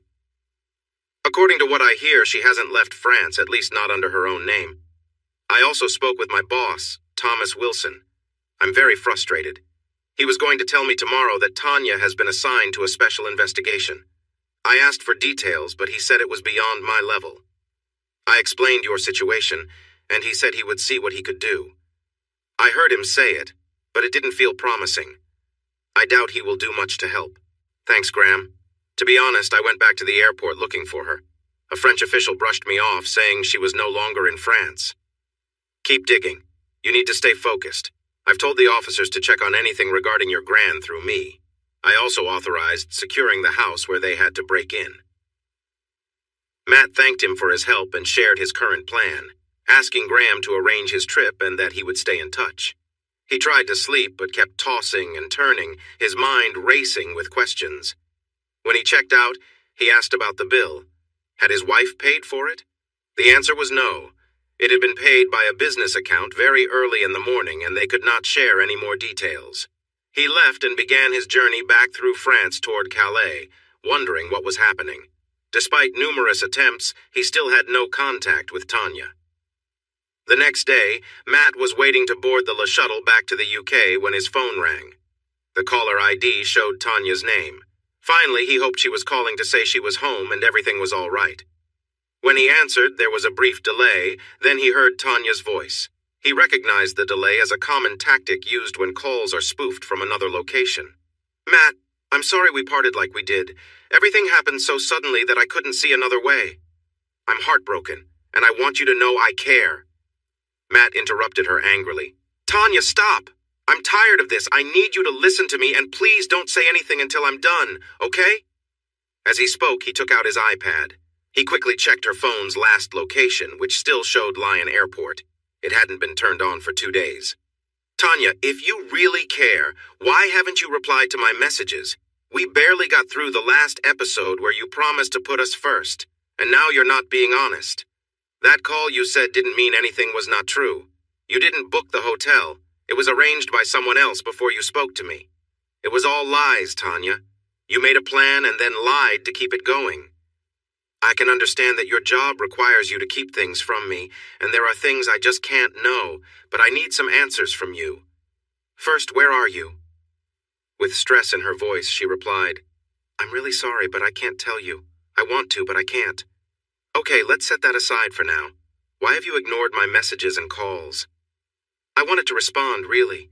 I know you're upset with me about what I've done, but I promise I'll be back soon, Matt."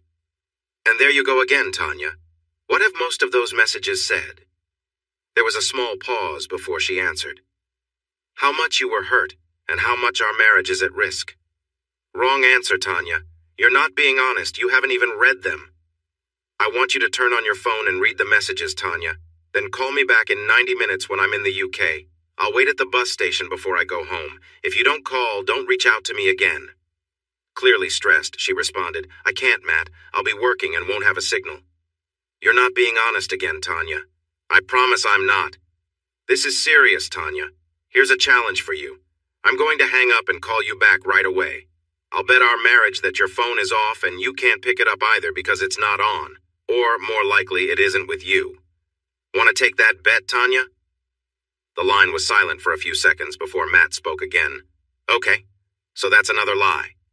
Wherever your phone is, read the messages and call me back in 90 minutes to 2 hours at the end of this call. Once you've read those messages, if work is still more important than our relationship, it's over. No excuses. Just make the call to me." Matt hung up. He crossed over to the bus station and waited. At exactly the 90-minute mark, his phone rang with an unknown number. When he answered, he heard a tearful voice. "I'm so sorry, I didn't know. I swear I didn't know, Matt." "Right, now you know. You walked away from me because you thought work was more important than us. The situation has changed, Tanya. Make a choice now." The crying grew louder. "I'll be home as soon as I can, Matt, I promise." "That's not enough. Can we talk tomorrow?" "I can't, Matt. It's complicated, and I can't explain why. I just can't give you a date, but I'll be home as soon as possible." "No, don't bother, Tanya. I had 2 women I cared for. One has passed away, and my feelings for the other have faded too. I have no one now. Please, Matt, I'll try, He hung up. He realized that his marriage was over, something he never thought would happen, but Tanya had pushed him too far. He drove back to Bournemouth, his mind on autopilot as he called Graham to tell him he was home and that his marriage had ended. The next day, he started receiving texts from an unknown number. He couldn't reply. They expressed sorrow, insisted everything was fixable, and said she would be back soon, but there were no solid promises. He received several calls from the unknown number and even from Tanya's number, but he ignored them. Graham tried to help through official channels, receiving the same message that she would return when she could. 2 weeks later, it was his grandma's funeral. The early morning service at 9 a.m. was likely to be a small gathering. A few distant relatives, neighbors, some friends, Graham, and a couple of Matt's work colleagues who had known his grandma joined. Just as the chapel doors closed, a figure slipped inside. Matt looked to see if it was Tanya, but all he caught was a blonde-haired woman sitting at the back. Throughout the service, Matt felt numb.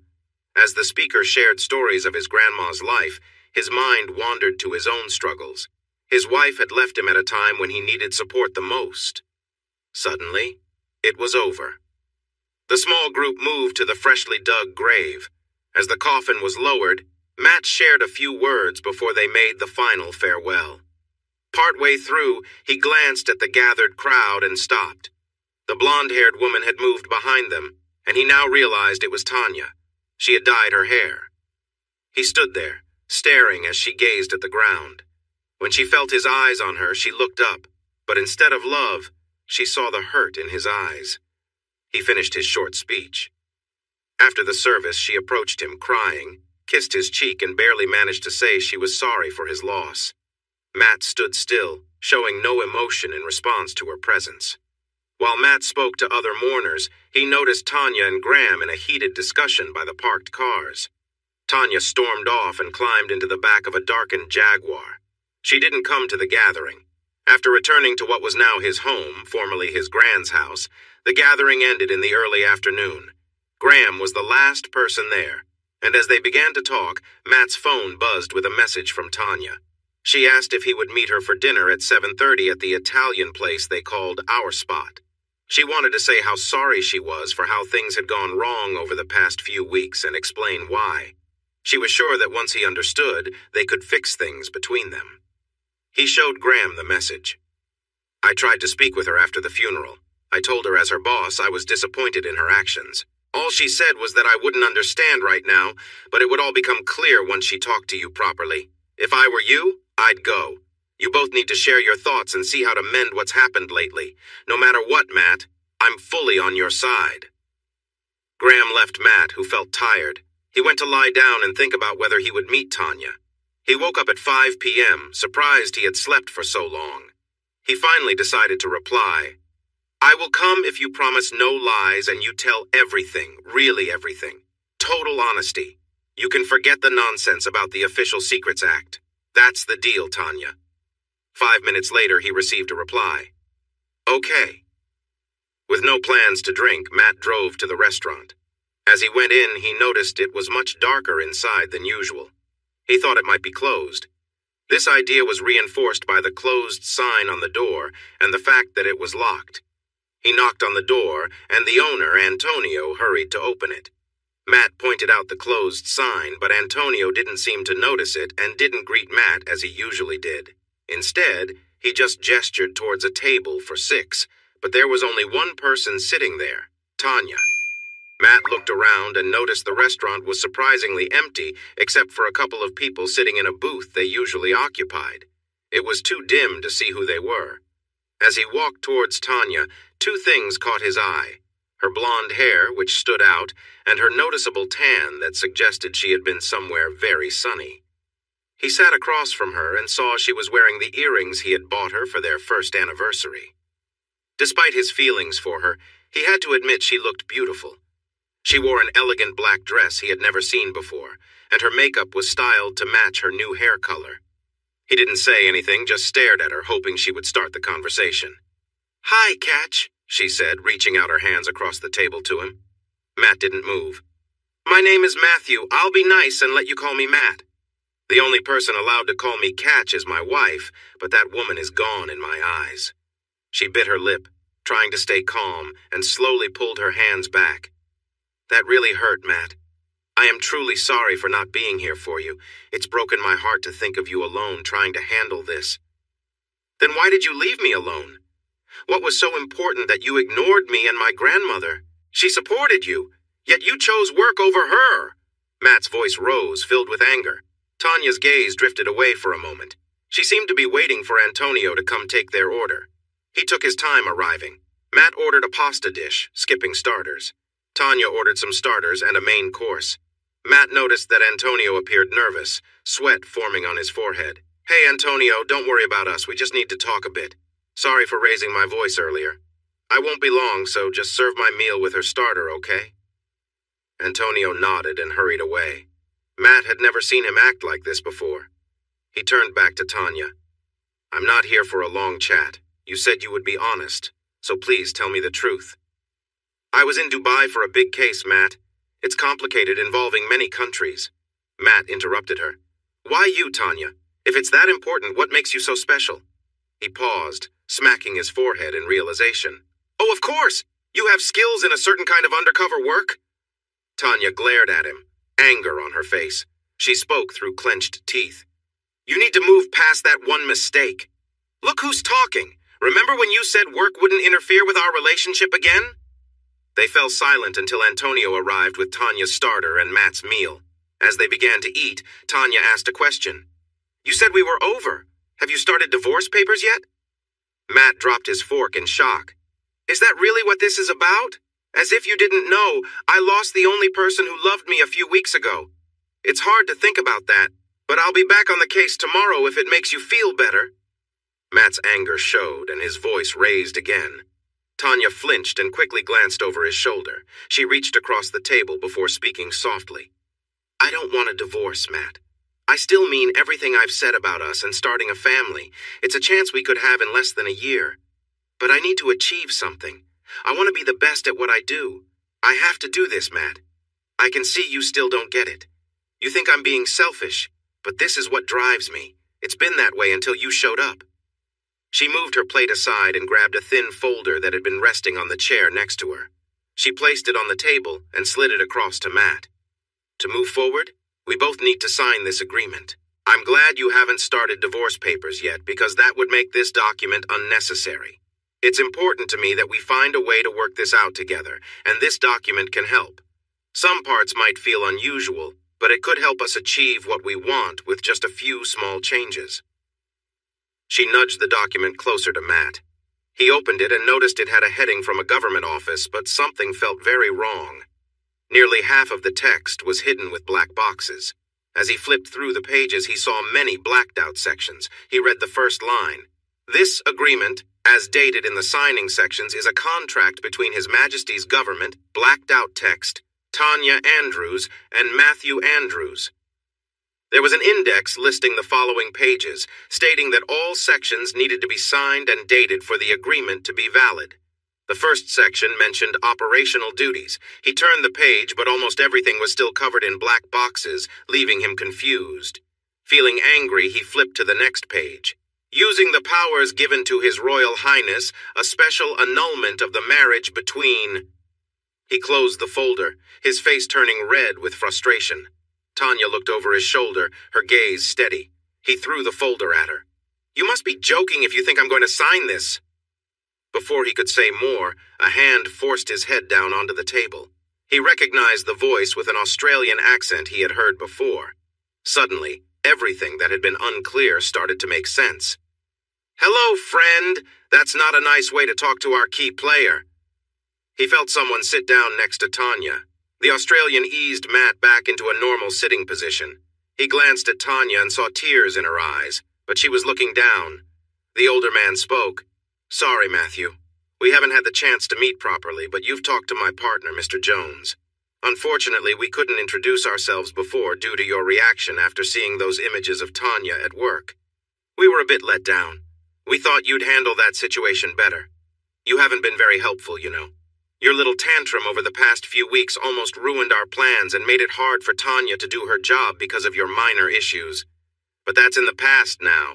She managed to complete the first phase thanks to her efforts, not yours. I want to apologize for cutting your vacation short.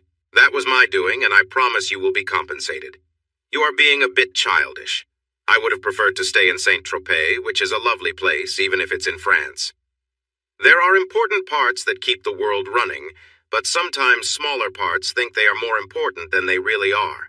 They aren't. With Tanya's help, we plan to address some significant issues that are harming our country. That's why she has been working hard in Dubai for our government. I wanted to bring her back to you sooner, but we needed to finish some key parts of our work, and Tanya has done an excellent job. Matt scoffed. Do you want to explain more? Of course, my friend. It's in the document you threw at your wife. Mr. Smith opened the document to the second page and turned it for Matt to read. Still upset, Matt started yelling. It says nothing. She's involved in a project that doesn't have a name, and it might last from 6 to 12 months, but there's no set date. She could be anywhere in the world, and I'm not allowed to contact her. The operation director might let her talk to me sometimes, but that means some stranger decides if she can call me or not. Mr. Jones tapped Matt's head on the table. Stop acting like a child. Do you have level 2 national security clearance? I don't think you do. You can view what your clearance allows, but beyond that, trust the government. I'll tell you something, even if it breaks some rules. I am the operation director, so grow up and treat this like an adult situation. No, forget you. He suddenly jumped up, pushing his chair back. Let's cause a scene. Antonio will call the police and put a stop to this nonsense. Mr. Smith sighed heavily. Matthew, you disappoint me. Mr. Smith and Mr. Jones stood up and walked to the nearest tables, grabbing their legs and tipping them over, sending plates and glasses crashing to the floor. As they went from table to table, Matt called out for Antonio, thinking he would come from the kitchen and stop the chaos in his restaurant. But he didn't. At the end, the only table left standing was the one where Tanya sat. While Matt was focused on Mr. Smith, he didn't see Mr. Jones sneaking up behind him. Suddenly, Mr. Jones grabbed Matt, holding him tightly, and something hard pressed against him. Mr. Smith brushed back his hair and turned to face Matt. Now, where were we? Ah, yes, the agreement. You need to sign it so Tanya can do her job. Struggling to speak, Matt gasped out his response. Not a chance! I'm never signing that nonsense! Finally, We agree on something. Your refusal means we don't need the agreement. I'm starting to think, Tanya shouted. Please stop. Matt, he means it. If you care about me, you'll sign it. You don't get it. You've ruined everything between us, so do what you want. I won't do it. Mr. Smith stepped forward and hit Matt in the stomach, making him double over in pain. Mr. Jones let go as Matt bent down. He glanced over and saw what was pressing into him. Mr. Jones had a gun. Yes, big guys like me get to have the fun stuff. You know, I could make a big mess here and nothing would happen to me. They'd just say it was some troubled person found dead with this gun. But I wouldn't want to harm the owner of this place. He makes great lasagna. Tanya spoke again. Please, Matt, I'm begging you, just sign it. Then I can do my job and come back to you. We can be together again just like we planned. I'm not signing it, Tanya. You might as well just end this now. Mr. Smith sighed, growing impatient with the situation. Tanya, it's your choice, yes or no? She looked at Matt, who was staring at her defiantly. Then she nodded. Moments later, Matt felt a small sting in his neck, and everything around him began to fade. The last thing he heard was Tanya saying she was sorry and didn't think it would come to this. Matt drifted into an odd dream. It felt like a mix of many things happening at once. Someone was taking pictures of him. He saw Tanya and felt her love for him and her promise to return soon. He woke up with a terrible headache. Everything felt strange, as if he were groggy, but he hadn't been drinking. Looking around, he realized he wasn't in his own house, but in the old bed he had shared with Tanya in their apartment. He turned to the side, expecting to see her, but she wasn't there. It looked like someone else had been there beside him. He called out, Tan, are you there? There was no response. He lay in bed for a few minutes before getting up, using the bathroom and brushing his teeth. After that, he went to the kitchen.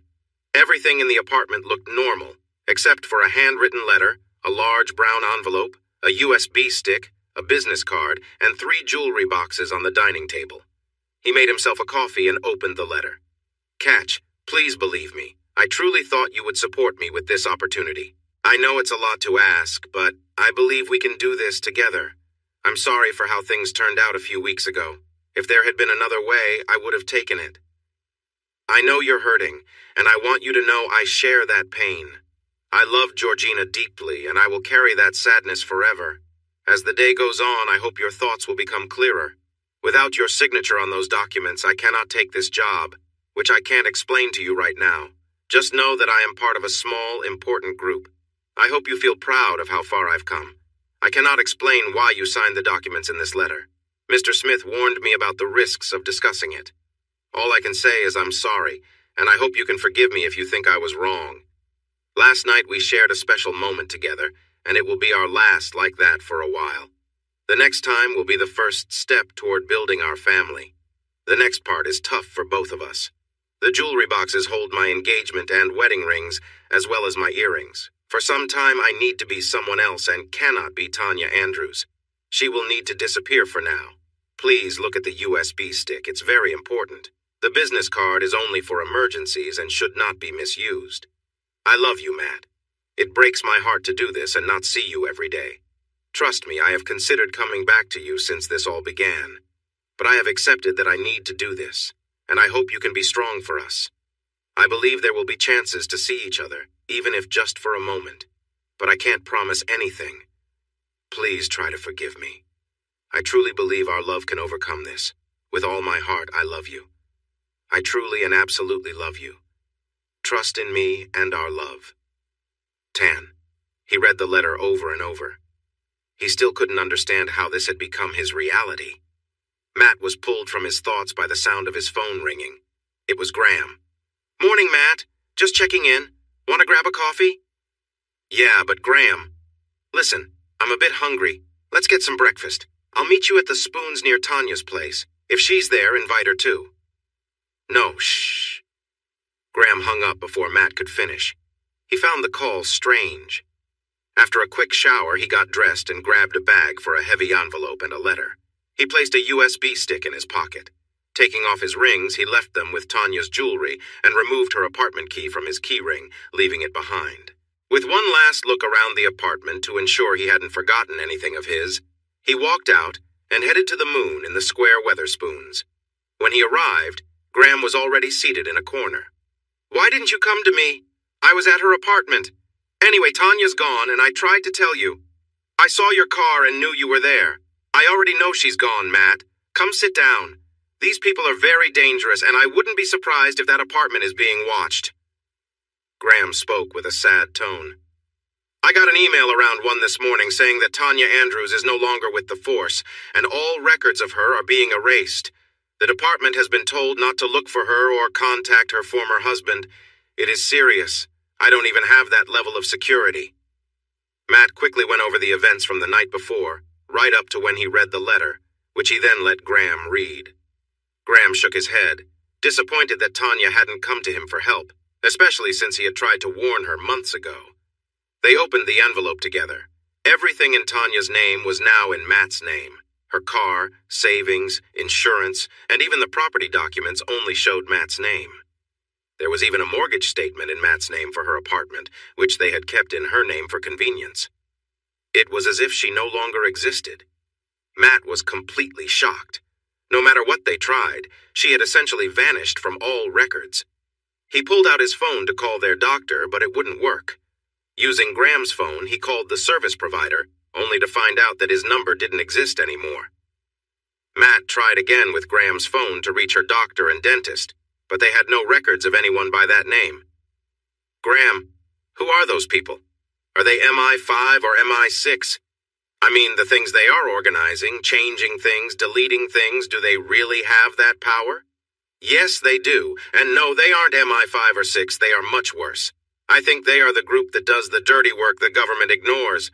They probably caused those 4 deaths in the prison and 1 more you might not know about. Jared. He died a few months ago, supposedly from an overdose. They were a bit careless and someone caught footage of them near his apartment. I believe they want to protect their interests. Tanya. Graham placed a laptop bag and a new phone on the table. What's this, my friend? I believe your current phone, tablet, and anything else like it might be tampered with to track you. Use this new laptop only connected to this phone for internet access, which is also new. It has just 1 number, the one that can reach me. Do not call anyone else from it. It was bought with cash yesterday afternoon in Portsmouth. As long as you don't search her name or call anyone from it, they won't be able to keep an eye on you. For your own phone, get a new SIM card to avoid raising suspicion. If you need to call me, do it in public or somewhere open. Graham took 2 days off work. He added an extra day after the funeral because he thought Matt might need help, but this wasn't what he expected. They drove to the restaurant they visited the night before, only to find it closed and completely empty. After asking around, they learned a truck arrived around 1 in the morning and everything was taken out. While they were there, a worker put up a "for sale" sign on the building. The real estate agent had no answers. It was a strange request from the head office demanding a survey and valuation that day, planning to sell the property within 24 hours. They had never seen anything like that before. Matt called the head office, pretending to be a customer who left a wallet there the night before and wanted to contact the owner. However, they had no information. The sales file stated that details about the property could only be shared through the solicitors listed as solicitors of the state. Another dead end. Matt then suggested going to the chief constable or visiting the home office directly. Graham advised against it, saying it would lead nowhere. Instead, he told Matt to find someone in the press who might be interested in investigating the situation.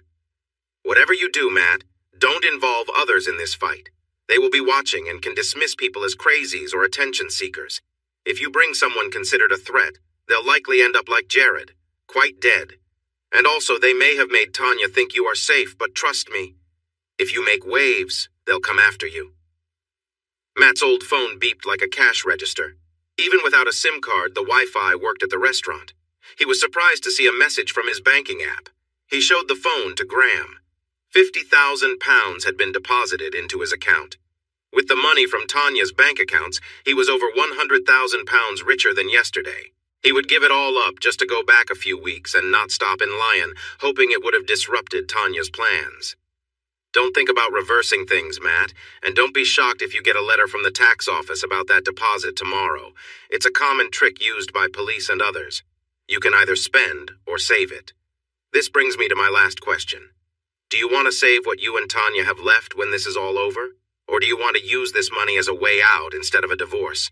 If she returns, much of this may be undone. but they've also created a way for her to keep working if she wants to. Graham, I have a question. Please, tell me honestly. Graham nodded. What do you think or know Tanya is doing? Let's find a pub. I'd prefer to discuss this over a beer. They did just that, and Graham shared his thoughts. Are you sure about this, Matt? Once you learn the truth, there's no going back. Matt nodded sadly. I think Tanya's involvement in the case brought her to the attention of some shady people in the government. I noticed them at the press conference after the case, and they recognized her. I suspect they may have been watching her, maybe even reaching out to her quietly. Do you remember they appeared when the files were in the spotlight? Their visit got lost in the chaos, and I admit I missed it. They probably offered her something she wanted and needed someone with her talents. What talents, Graham? Graham took a long drink of his beer and paused before answering. Someone skilled at gathering information, able to blend in as an undercover person, but they likely wanted someone with other traits. I think they sought someone young, appealing, attractive, and female. He looked at Matt, seeing his energy fading. So basically, she's working for the government, gathering information in a compromising way. Matt, we can't jump to conclusions. That may not be the case. She could just be a pretty face working with other agents. We really don't know. But she dyed her hair, which makes me think she might be used as a lure for someone important. Considering the timing and effort involved, it must involve a significant player. So she's acting like a female spy, hoping I'll take her back. No way. After what happened yesterday, any small connection we had is completely gone. Today, I've cleaned up the remnants of what was left and moved on. They've helped me end my marriage. They finished their drinks, and Graham took Matt back to Tanya's apartment so he could get his car. I regret leaving the key inside since the apartment is now mine, Matt said. Graham handed him a spare key from his own set. She gave me that years ago just in case something went wrong so there would be access to her place. I think today counts as something going wrong. After Matt drove back home, he made a cup of tea and turned on his old laptop to see what was on the USB stick. There was one video file and he decided to play it. In the clip, he could clearly see himself at a table with two other people whose faces were blurred out. The man he knew as Mr. Smith asked Matt to confirm his name and that the woman sitting across from him was Tanya Andrews. They read through each page of a document, where the text was blanked out and the spoken words were replaced with beeps. At the end of each page, both Matt and Tanya were asked to sign and date the document, which took about 20 minutes. Finally, Mr. Smith mentioned that due to the document's secret nature, Matt would only receive a video transcript of what was recorded. Matt realized he had been under the influence of something, which made it seem like he was responsible for his actions. But he knew he wasn't. He focused on the main points from the video. In her role, she had to use all available methods to gather the information needed to complete the operation. They both recognized that Tanya was in an environment where her safety was not guaranteed. If she were injured, he would not be notified. He would only hear from them if something terrible happened. Tanya couldn't be reached by him. There was only a number for extreme emergencies. If it was safe, some communication might be allowed between them, depending on Mr. Smith's decision. To keep her safe, all connections and evidence linked to her identity would be erased as much as possible. This included her marriage to Matt, which seemed to vanish as if it had never happened. Any property they owned would temporarily belong to Matt while she was away on her assignment. Matt would receive regular payments for the disruption to his marriage. When the assignment ended, they would be given support, like counseling or medical help, to allow them to rebuild their relationship to where it was before Tanya began her role. If necessary, they would be given new names and protections under a special government program, along with any benefits available from that program. For any events related to the operation that needed further support, whether financial or emotional, assistance would be provided for a period of 18 years with no claims against the operative. Matt understood the first part to mean what Graham had suggested. If she needed to sacrifice her well-being to gather information, that was expected. What troubled him most was the last part. The only thing that came to mind that would cost money for 18 years was raising a child.